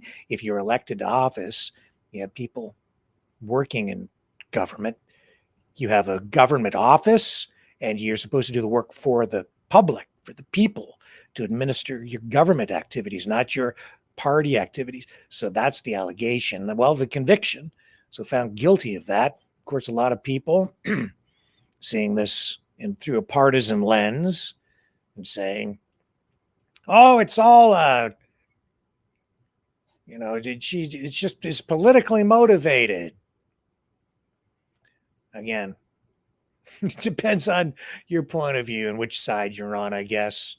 I'm inclined to believe that, yeah, they probably use the money improperly. And they probably are guilty. And because they're politicians, they are politicians. And politicians often do things like that. It was, what was it? It was $2.9 million, something in that range. And the money was spread out among a number of party members. It was the equivalent of, I think, 2.9 million. Anyway, we'll see how that rules out. I believe there is an appeal process that she is likely to take advantage of. But even as the appeal proceeds, I think that it will likely be dragged out. And no doubt her political opponents will use it as a tool, probably to prevent her from running in the next election. So they'll have to bring another leader forward. I don't know. When these kinds of things happen, they always, I don't know why, people in politics don't see this. When you squeeze a political opponent like this, it generally backfires and you get the opposite effect. You might think that you're holding them back or preventing them from moving forward. In reality, by doing that, you tend to help them, because then they're martyred. And they can point to it and say, look at me, or the government's oppressing me. It's a mistake, generally speaking. Now, if they're legitimately guilty, they're legitimately guilty. And so, but even if they're legitimately guilty, because they really were held accountable, then by holding them accountable, the people who support them tend to just overlook the reality of it and dismiss the crime, which isn't healthy either. And that's not proper. Politics is a messy business, isn't it? As I say, it's a blood sport.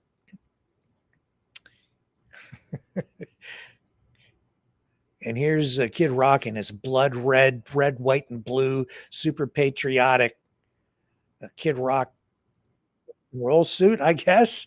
Very colorful suit as he's in the Oval Office with Trump signing, I guess it's another executive order, since, why rule in a democratic process when you have a Sharpie? You can pass a new law. This one is aimed at, I think, probably in a positive way, dealing with the issue of scalping tickets for rock concert tickets. Bob, you want to say something? Yeah, anybody it doesn't matter your politics. First of all, thank you, Mr. President, because this has happened at lightning speed. I know you I want to make sure Alina Habba gets her credit too, because I know she worked very hard on this, but thank you for making this happen so quick. Anyone who's bought a concert ticket in the last decade, maybe 20 years, no matter what your politics are, knows it is a conundrum. You buy a ticket for $100, by the time you check out, it's $170. You don't know what you can charge for it, but more importantly, these bots. They come in to get all the good tickets to your favorite shows you want to go to, and then they're relisted immediately for sometimes a 400% or 500% markup. And the artists don't see any of that money. And, ultimately, I think this is a great first step. I would love down the road if there would be some legislation that we could actually put a cap on the resale of tickets. And I'm a capitalist and a deregulation guy, but they've tried this in some places in Europe, and it seems to be the only thing that's us as artists be able to get the tickets into the hands of the fans at the prices we set. I'll be the first one to say, and I know the president doesn't like when I say this, but I'm a little overpaid right now. It's kind of ridiculous. I would rather be, a hero to the working class people and have them be able to come attend my shows and give them a fair ticket price. I can't control that right now, so hopefully this is a step to really be able to make that happen. So maybe we will. Love the suit. Everything with this Trump administration feels like reality TV, doesn't it? It just does not stop. Now, what else do we have tonight?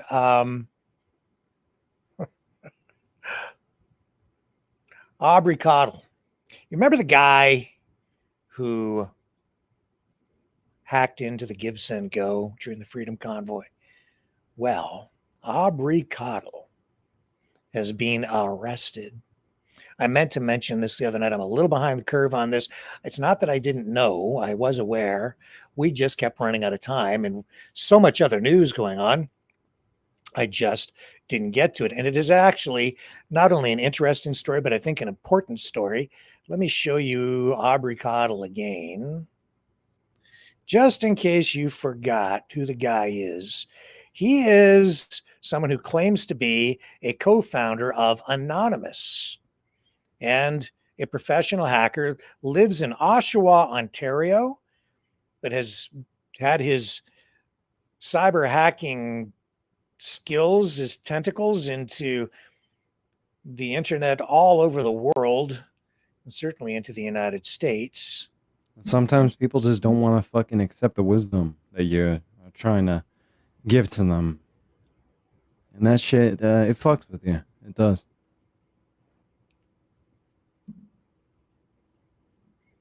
He's colorful character, nice outfit.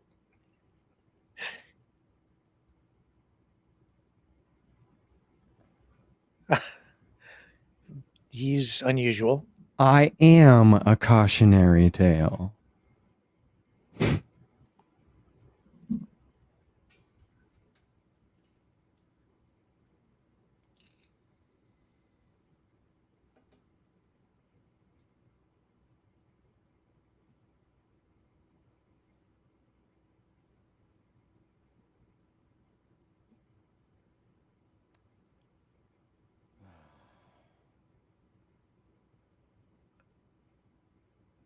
I just don't know. What is this guy? Like, And sometimes I can't even help myself. okay. Though, unlike some people I know, at least I'm self-aware enough about it. Right. And on the other end of the spectrum, at least I'm not too much of a fucking coward to not do everything that I possibly can to try and help things. Because I can tell you, I know a hell of a lot of old school cowards.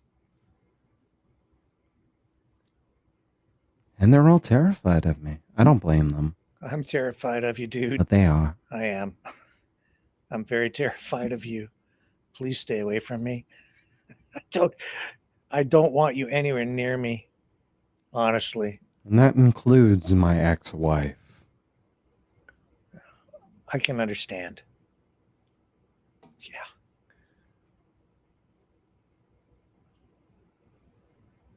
Thank you. Yeah, the reason I'm terrified of him is because he probably is a genius. Here's the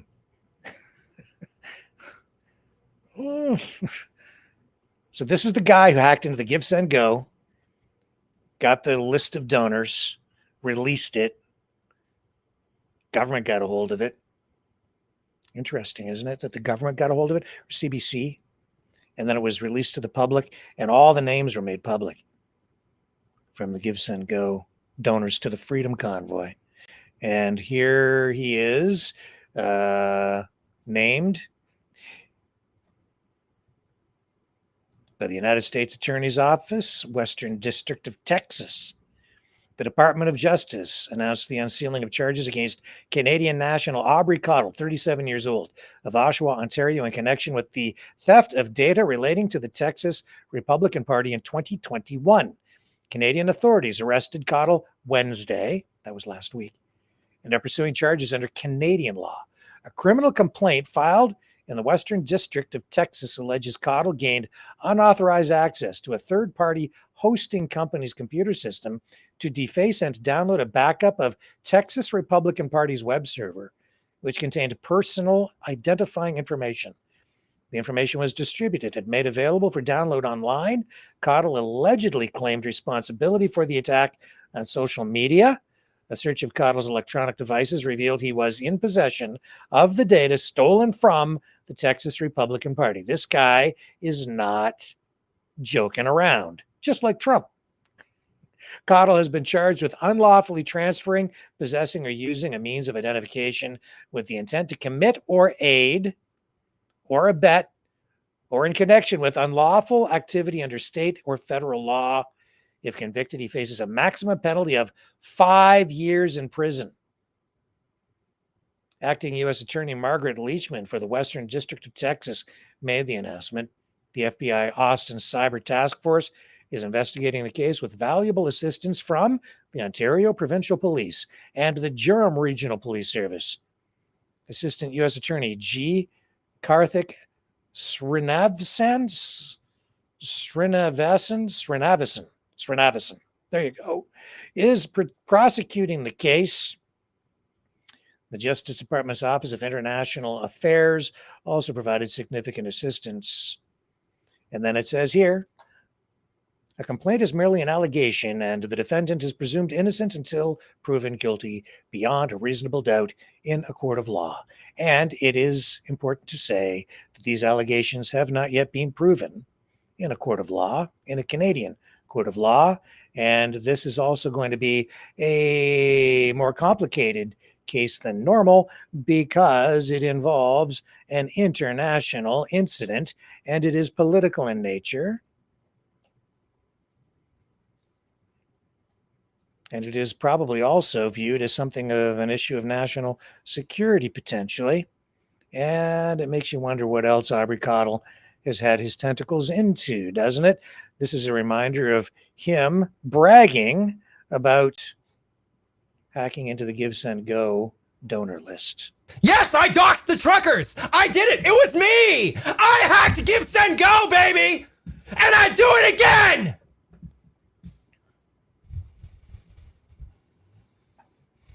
I'd do it 100 times.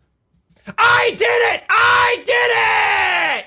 Come at me. What are you going to do? What are you going to do to me, huh? Yes, I doxed the truckers. I did it. It was me. I hacked Give, Send, Go, baby. Oh, jeez. You know, he should just give up on hacking and just get himself a reality TV show.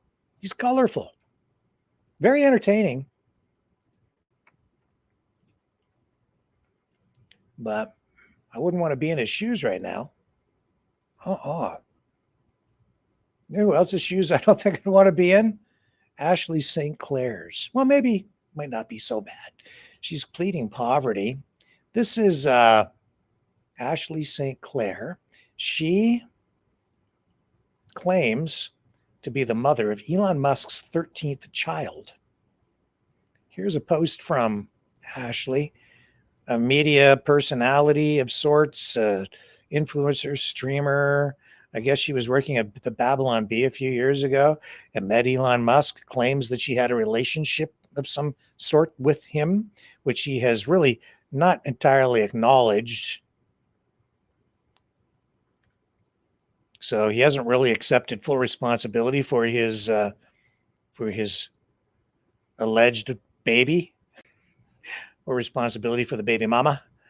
Ashley says, 5 months ago, I welcomed a new baby into the world. Elon Musk is the father. I have not previously disclosed this to protect our child's privacy and safety, she says, but in recent days, it has become clear the tabloid media intends to do so, regardless of the harm it will cause.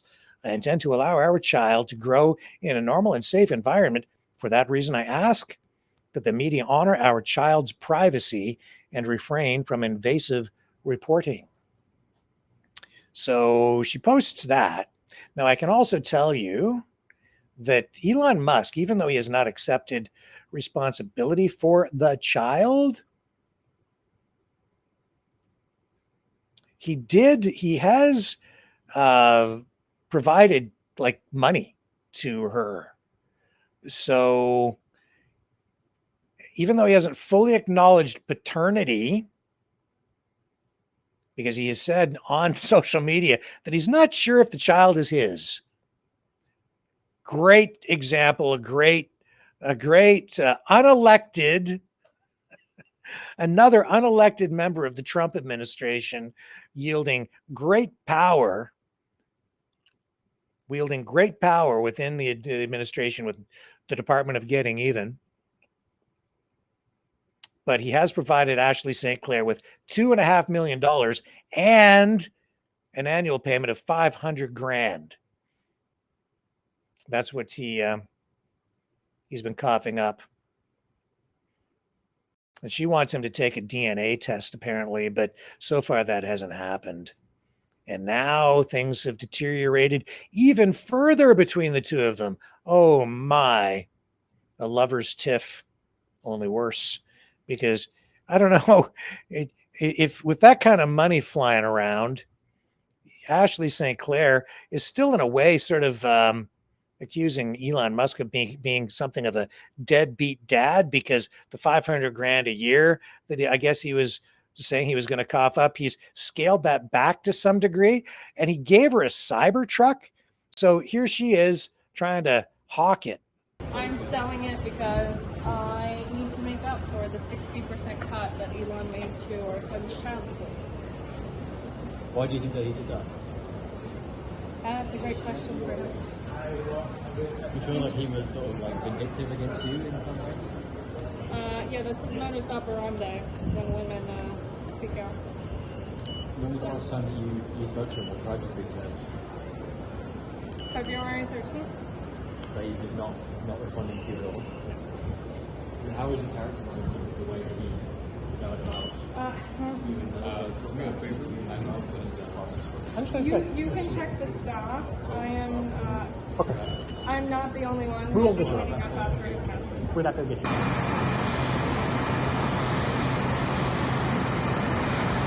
I thought it was a Cybertruck. I guess it's just a Tesla. It's just either way, she's trying to sell this thing.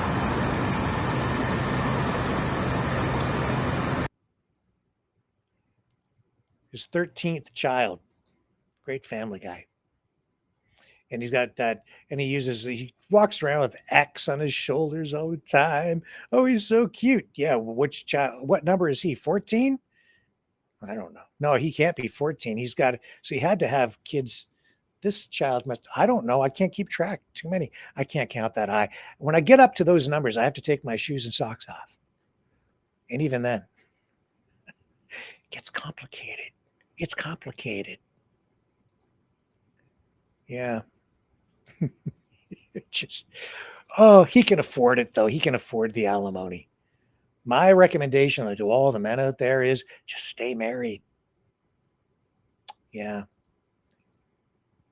It'll uncomplicate your life a lot. And of course, stock prices plunging.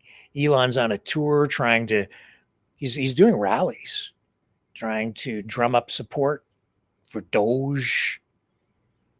The Department of Getting Even, a lot of people upset with him. A lot of middle class, working class people not happy.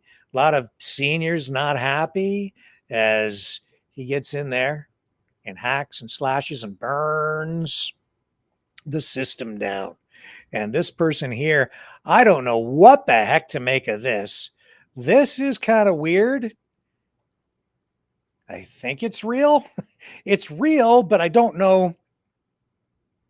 I don't know. There's something.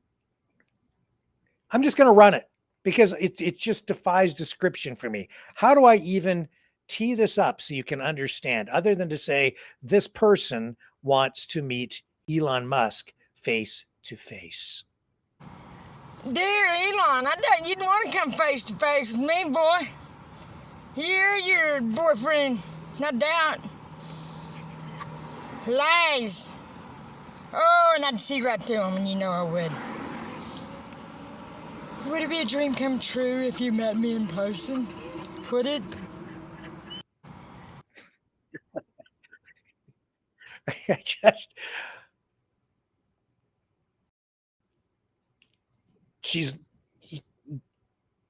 People are looking for you, Elon.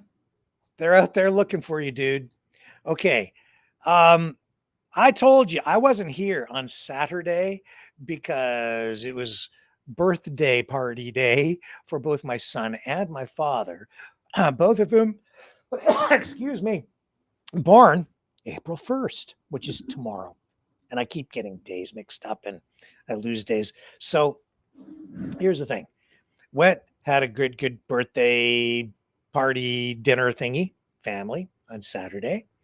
And then I got to thinking, you know, my dad, 93 years old. My son, also born April Fool's Day, tomorrow. Be careful. People might play tricks on you. My dad, 93. I thought, I got to share this with you guys. I got to share this with my Maverick family. So I thought about it yesterday. And then today, I decided we're gonna bring my dad on. We're gonna have a conversation with him, and we're gonna talk about his 93 years of memories. But more importantly, he got a book. My dad likes jokes, as you know. We've had him on telling dad jokes. So he's gonna do that, and he's also gonna read some excerpts from the Book of Answers. I thought, what could be more appropriate in this age of misinformation, disinformation, foreign interference, artificial intelligence? He's got an old-fashioned book that he got for his birthday, the Book of Answers. So tonight, we're going to go to my dad after this break. We're going to bring him in, and we're going to get some real answers, old school style, straight from his birthday book. Stay with me. You're going to love this.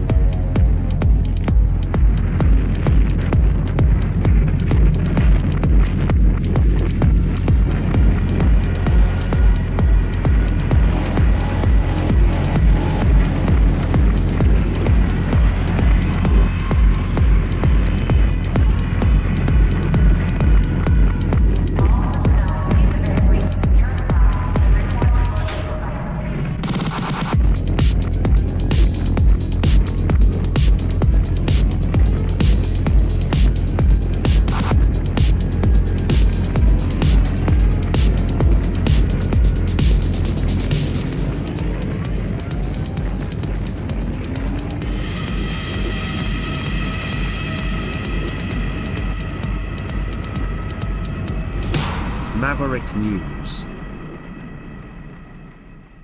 The world is watching.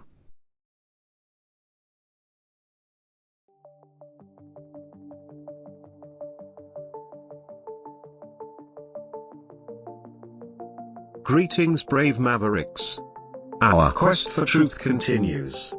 We go beyond fake news. Together we expose propaganda. Together we pull others out of rabbit holes. We are maverick thinkers. We are all unique individuals, defenders of individual rights and freedoms, credible, trusted, grounded in reality. Maverick News, Maverick News. Defending free speech, Donate at freedomreporters.com. Do it now. Tomorrow may be too late. Maverick News. The world is watching.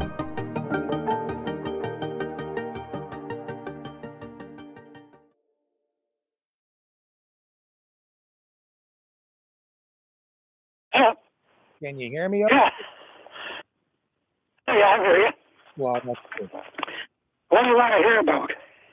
What do I want to hear about? Well, first of all, happy birthday, since this is actually, oh no, it's your birthday tomorrow, isn't it? Tomorrow, yeah. Oh, well, I'm a day early.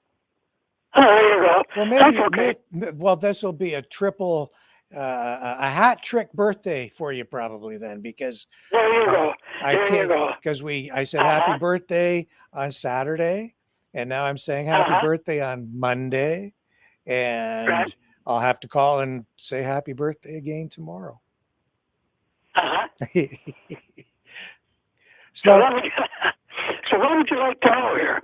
I want you to share some of the stories out of one of your books that you got for your birthday.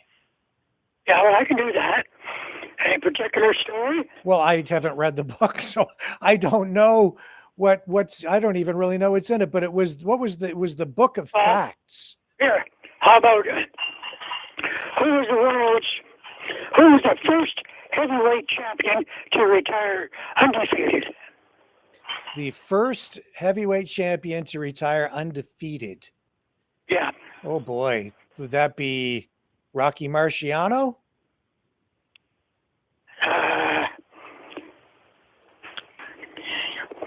Rocco Francis Marciano. Hey! He was the heavyweight champion of the world from 1952 to 1956. To this day, with 43 knockouts to his credit, he remains the only heavyweight champion in boxing history to retire without a defeat or a draw. Well, I got that one right. Well, how do you like that? That's something. Do you remember Rocky Marciano from when you were a kid? Oh, I remember the name, yeah. Yeah, of course. Back then, you didn't really have much. On him. A whole story on him in the book. Oh yeah. Oh. Well, share another fact. What's the name of the book? It's the Book of Facts. The Book of Answers. The Book of Answers. Uh-huh. And Ryan got you that for your birthday. Uh-huh. Yeah. So we need lots of answers these days because nobody knows what's real anymore. With all the crazy stuff on the internet, nobody knows what's real and what isn't. So I thought we could get you to share some real answers with us tonight. Do you want to hear a little bit more about him? I want to hear a different one. We already know the answer. Different one. A different one. Pick a different one now. Oh, okay. Well, let's see. What else we got here? What is Punkin Chunkin? What's what? Punkin Chunkin. Hunkin Chunkin? What's Hunkin Chunkin? It's the term used for competitively chucking pumpkins as far as possible using machinery built for this express purpose. Pumpkin chunkin. Yeah. Pumpkin chunkin? Yeah. Punkin chuckin. Punkin chunkin. That's what it's called. Punkin chuckin. Punkin chuckin. Punkin. Never heard of it. Punkin. The first World Championship Punkin Chunkin contest was held in 1986 in Delaware. Are you there? I'm here. Okay. Pumpkin. The annual event moved to Rantoul, Illinois in 2019. The World Championship Punkin Chunkin Association governs the engineering and science-based event. It tracks the longest launched pumpkin and also raises money for scholarships and charitable programs. Teams compete in various classes depending on machine type and age group. The team that launches an 8 to 10 pound pumpkin of approved breed and species during the annual event becomes the world champion pumpkin chunker. Okay. Regardless of class entered. And here are some of the particulars on some pumpkin chunkin devices used at the competition. A pneumatic air cannon launches a pumpkin by suddenly releasing compressed air from a high-pressure tank behind the pumpkin. When the valve is open, all of the compressed air pushes the pumpkin out to the tube. Okay. A tree bucket hurls the pumpkin by using a change in gravitational potential energy. It uses a short arm, which is weighed down with a heavy object, to counterbalance against the long arm where the pumpkin is placed. When the heavy mass of the short arm falls down, it provides the energy to fling the long arm. Okay, I got it. Okay, give me another one. Give me something else. Give me another Something. Okay. Yeah. What's the book called again? The Book of Answers. Give me another answer to something. Another. Yeah, give me another one. A different subject. Yeah, different subject. Okay. Where are the lumberjack world championships held? In Squamish, British Columbia. No, the world championships take place in Hayward, Wisconsin. Sometimes referred to as the Olympics of the Forest. It's a 3-day event and welcomes men and women to compete in 21 timber sporting events. Oh. They come from Canada, the United States, Australia, New Zealand, and the records of over $50,000 in prize money. Log rolling, also known as burling, is a test of balance. It involves rolling a log rapidly with your feet while floating in water. Well, we know that one, eh? Yeah.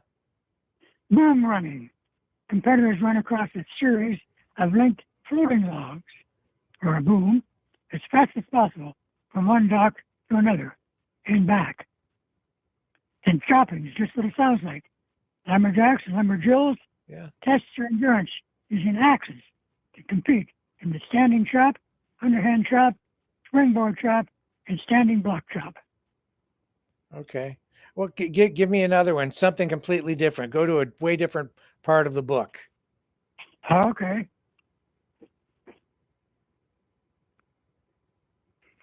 Are there cultures in which women have multiple husbands? Are there cultures where women have multiple husbands? Oh my goodness. Yes, there are, because I think Cleopatra had a whole bunch of husbands, didn't she? In Egypt or something? I don't remember. Anthropologists use the term polygamy to refer to any marriage system that involves more than two people. The one husband, many wives form is called polygamy. The one wife, multiple husbands version is called polyandry. Polyandry, yeah. And if anthropologists have a special word for it, it must exist somewhere. Polyandry is, however, it's exceedingly rare. Only a few cultures continue to practice it today. Actually, Dad, I have to share something important with you.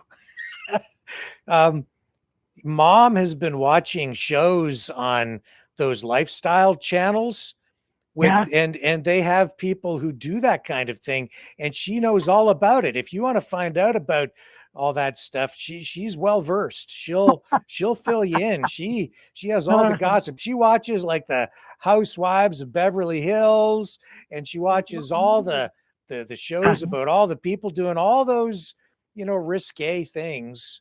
Just ask her. Ask her if she's seen any shows where women have more than one husband or boyfriend. They have more than one husband, Mom. There is one. Yeah. Told you. Because they just started. Because I hate to tell you, but I came upstairs a couple of times and she was watching that stuff. It says here, only a few cultures continue to practice it today. Yeah, well, we're living in one. We're living in one of those cultures right now. That's why some people are very upset about everything. People are getting ready to fight a world war over that stuff, if you haven't noticed. Yeah.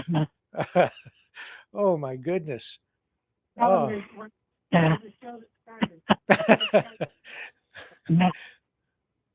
It says here that they're trying to erode that practice by more modern ideas of love and marriage. The strongholds of polyandry are in Nepal and certain parts of India. Yeah. It's also practiced in Sri Lanka. Yeah, and in the United States of America and Canada. Doesn't say anything about them. Well, I'm telling you, they have TV shows about it right now. So and mom's been watching that stuff. So be careful. She might get some ideas. You never know. Been thinking about it. Yeah, I figured. In many cases, this marriage practice takes the form of fraternal philandry, in which one woman is married to several brothers. Several brothers? Yeah. What There kind may of? be a primary husband, that's the eldest brother, or the first one she married. If additional brothers are born after the marriage, they usually become the woman's husband as well. The reasons for philandry are typically more economic than religious. In the areas where it is practiced, life is difficult and poverty is rampant.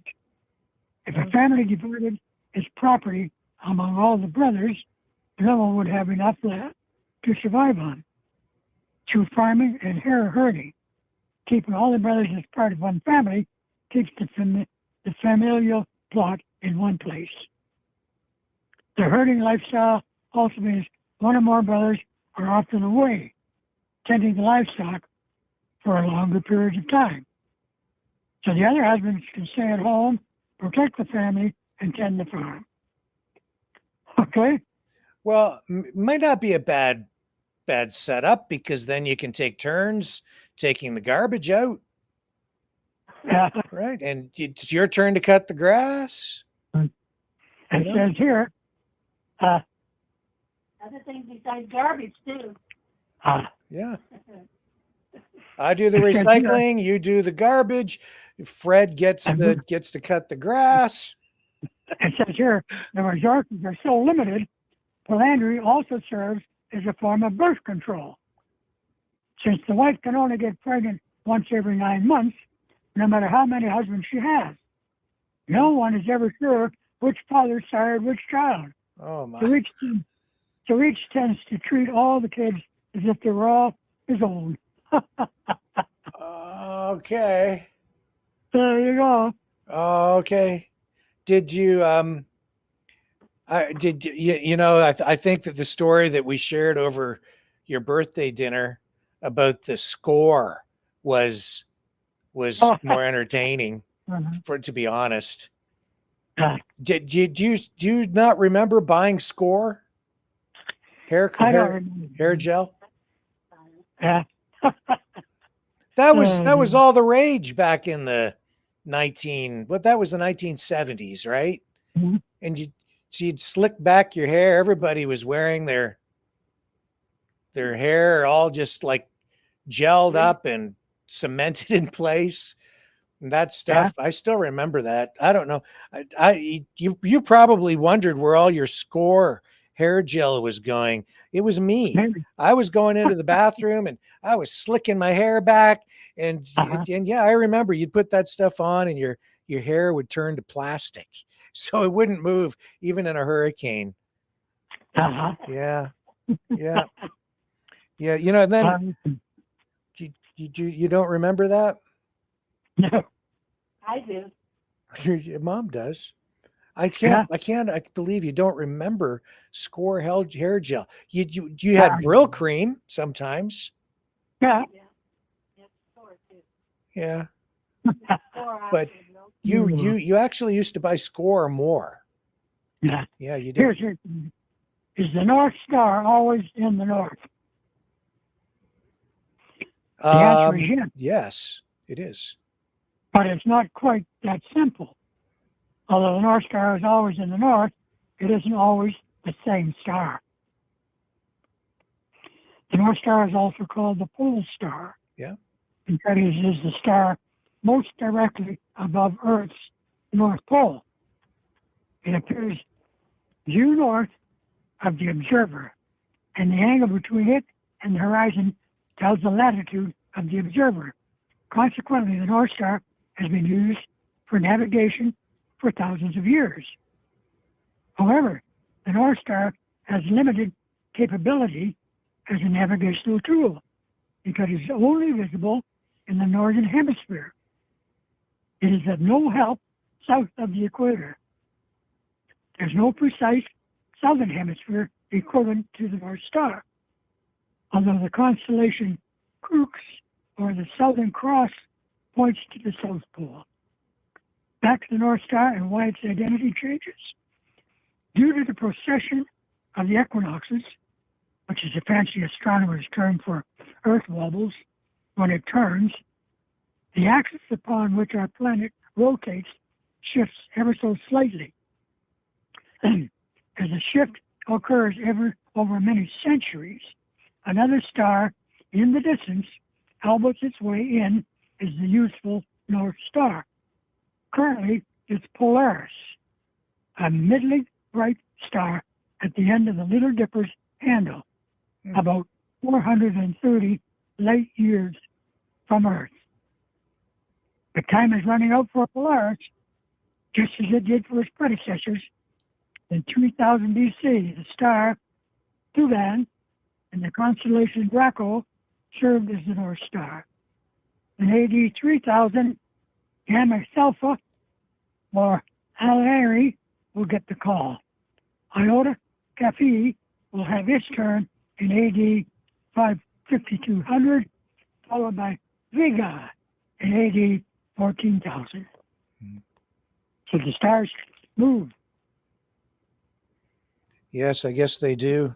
Everything kind of moves in outer space. Uh-huh. You know, Ryan said that we should get you a guitar for your birthday, but we did. I said I don't think that's really necessarily a great idea, but I do. But do you remember when you brought that guitar home when I was really, really small? I'd be only about, I don't know, maybe 3 years old. And you brought that guitar home and you were going to learn how to play it. Yeah. And do you remember the day you brought that home and we were in your bedroom and you took it out of the case? Do you remember the song you were trying to play with us? Hey, by Joe, you gotta go, me, oh my, oh. That's right. Do you remember? I kind of, yeah. Yeah, you were playing the Hank Williams song, "Me Oh My," and I was like, "We gotta go, me oh my." Oh. That's right. Oh my, yeah, that was the. But I said to Ryan, he mentioned it, and I said I wouldn't ever play it anyhow because my fingers are crooked and I can't reach the strings. You know? Yeah. He said, some guys play the guitar with 3 fingers. Yeah. Some guys play the guitar with their teeth. I guess so, yeah. Yes, they do. You gotta be pretty talented. Yeah. Oh, I remember you sat there. I thought that was great fun that day when you brought that guitar home. You sat there and you couldn't play that thing, but you just like strummed on it, and we were all singing "Goodbye, Joe. Me gotta go. Me oh my oh." You gotta go pole to the, what is the lyric for that? The Perot or something, down by the bio. My Yvonne, the sweetest one, me oh my oh. Son of a gun will have big fun on the bio. But I could never get the words straight when I was a kid. I still can't get them straight now. That's like a different language. I think there's some Spanish mixed in with that song. But with that, we didn't care. That didn't matter. We were making up our own words. That me oh my oh. I remember all that stuff. Well, those were the days, boy. That was a good day. Yeah. How old are you now? 93. What's that? How old are you now? 93. 93. Only 93. Yeah. Yeah. 93. 93. So you're born in what year were you born in? 1932. Wow. Right. You picked the best time to get born. Right in the middle of the Depression. That's right. Well, congratulations. You hit the jackpot.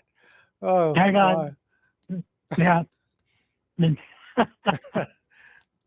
So you must have remembered like quite a bit from when World War II was happening and everything. Yeah, Well, a bit. I was just a kid. I was just a kid, you know. Yeah, yeah. You know. So I don't remember whole hell. I remember when it ended. Oh, I remember when it ended. You know. Your Yeah. mother remembers that. Yeah. Yeah. What happened? What was it like when it ended? I remember asking you this when I was a little kid, and you just kind of gave me a vague answer, but I forget now. I It remember was, Uncle Al came I remember it was it was a good thing it ended. Yeah. yeah, yeah. Japanese lived in the Yeah. out in the bunkers at the fairgrounds in Hudson. There was Japs and stuff that were out there. So you had your mom's talking about Japanese Canadians Yeah. who were sent They out were- to, they- where were they they were in the- living? In the fairgrounds? Yeah, they were in the grandstands, sleeping in there. Really? Wow. Yeah. Wow. How that went on for quite some time too, right? Yeah. Yeah, I remember them talking about it. And where was that, Mom? Was that in Dresden. Dresden? In Dresden. I can Unbelievable. remember thinking, I hope I don't see any of those guys. Like it kind of scared me. Scared you, yeah. But I mean, there weren't many Japanese people living in Dresden in those days. So they were hiding. oh, they were hiding. Yeah, we didn't have any Japanese people living in Dresden. Those guys were hiding. Oh. They weren't from Dresden. Yeah. I don't know where. Oh, why I they were- see. I see. Yeah, that makes sense. Yeah. Yeah, they weren't from Dresden. They were just there hiding out, I guess. Right. So they were, yeah, because they were afraid they were going to be put in a camp. Yeah. Yeah. Yeah. Because people were so afraid and paranoid, they thought they were spies. See? Yeah. Yeah. Yeah. Terrible. Oh, Yeah. well. What a terrible way to live. Ah. Well, we're kind of getting back to that now, but I don't know. It's strange times, but boy, I remember the good times. I remember I remember the guitar, and I remember the Hank Williams song. With I don't know, that stuck with me all my life. When you brought the viola home? When I brought the viola home from me? From school? Yeah, you were gonna learn to play it, and I said, "No, you're not in my house." well, I did. I did learn how to play the viola. I was in the orchestra at school. Yeah. Yes, and for a little while I was the lead viola, which was like a position of honor within the orchestra, but there was a girl who was really good too, and she was really in competition with me, and she unseated me from the lead viola position. Oh, I was so humiliated, but it was okay. She was really good and she deserved it. She practiced her tail off. And I'll tell you another little story. It's too much about me, but she was a really fast reader, and she would read aloud in what the English teacher would have us read aloud, and she would speed read, like talk really fast when she was reading. And because I was in competition with her with everything, because she was really smart, I started to do it too. And so then whenever her or I would be selected to read aloud in class, I would read as fast as I could, but she just had a motor mouth, and it didn't matter how hard I tried. I could not wrap my lips around those words as quickly as she could. She was just like this speed talker, speed reader. It was the stupidest thing, Dad. and it was the stupidest competition ever. And I bought into it because I was so competitive, and I had to try to win the speed reading talking narration thing with her. Oh, but I couldn't. She could talk a mile a second, that girl. Oh my goodness. But she was very smart. she deserved, I'll tell you this. I pity her husband.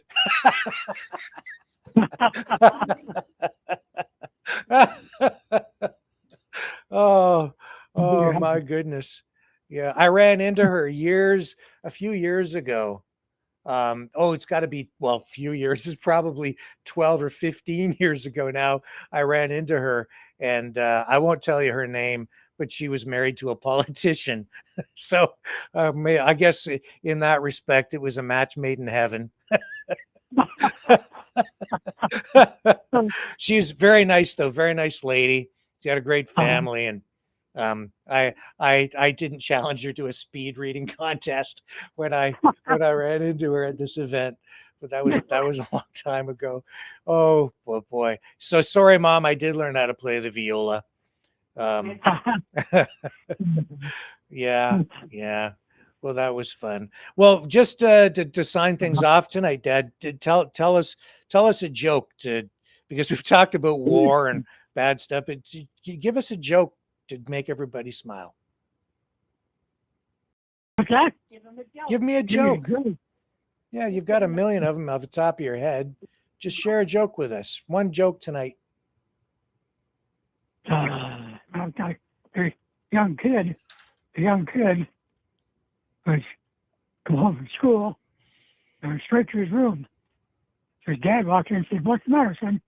He said, "I'm just like George Washington." "What do you mean?" He said, "I'm a down in history." You get it? No. No, I don't get it. What? He failed his history class. Oh, he went down in history. Oh, okay. Yeah. All right. All right. Well, thanks, Dad. I'll give you this one. Okay. This life caller has been enough of work. I've got some good news and bad news. "Oh, I'm awful busy," he said. "I'm awful busy. Give me the good news first." She said, "Oh, okay. The airbags on the cars work the way they're supposed to." You get it? I've been there. I've had that experience. The airbags on the car. Yeah, the airbags worked on the car. Yeah, that's great. Yeah. I've had that. I've had that kind of announcement here at home. Yeah, in the past. Oh well. Yeah. Okay. In other words, your insurance bill is going up. Yeah. She ran into something. Yes, that's right. Okay, well, happy birthday, Dad. Okay, buddy. Okay. Talk to you later. Okay, bye. Have a good one. Love you. I love you, Mom. Bye. Bye. Bye. Love ya.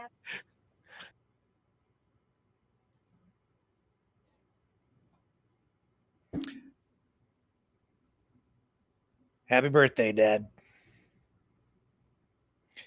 See you guys back here tomorrow night, 7 p.m. Eastern. On the flip side.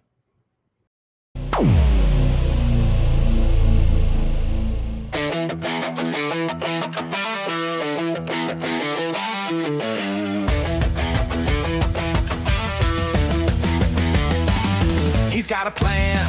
It's bold and grand, taking over land. Sea and sand, Canada's ours. Greenland's in the mix. The Panama Canal's just another fix. But Mars, oh Mars, you pesky red sphere, your spying drones are making it clear. It's a threat to Earth, a cosmic sin. But don't worry, folks, he'll make Mars great again.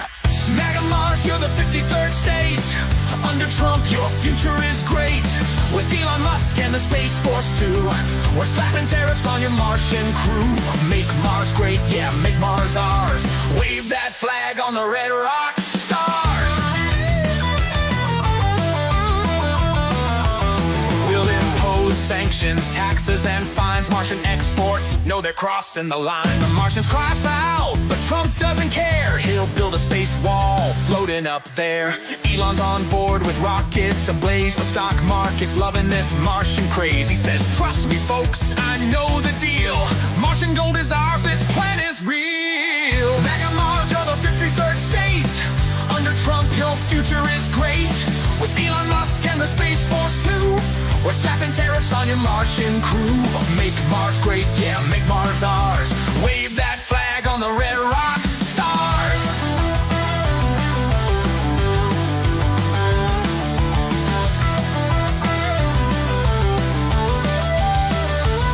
Yeah, Mars hotels with golf resorts, intergalactic trade reports, a megadome where Martians bow. We've got the best Martians, Trump says now.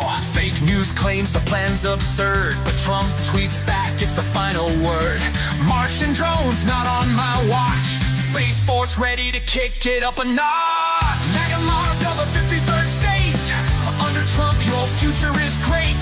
With Elon Musk and the Space Force too, we're slapping tariffs on your Martian crew. Make Mars great, yeah, make Mars ours. Wave that flag on the red rock stars. So buckle up for the Martian fight. Trump's taking over the Martian night. It's all for freedom, it's all for the win. Oh, say can you see, he'll make Mars great again.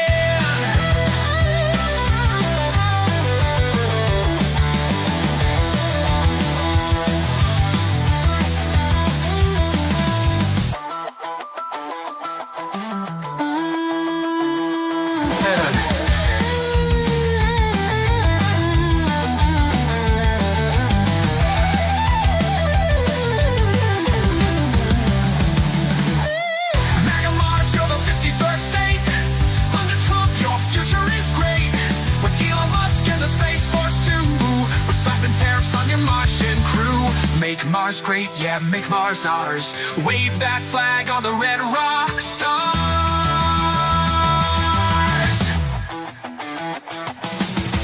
So buckle up for the Martian fight. Trump's taking over the Martian night. It's all for freedom, it's all for the win. Oh, say, can you see, he'll make Mars great again.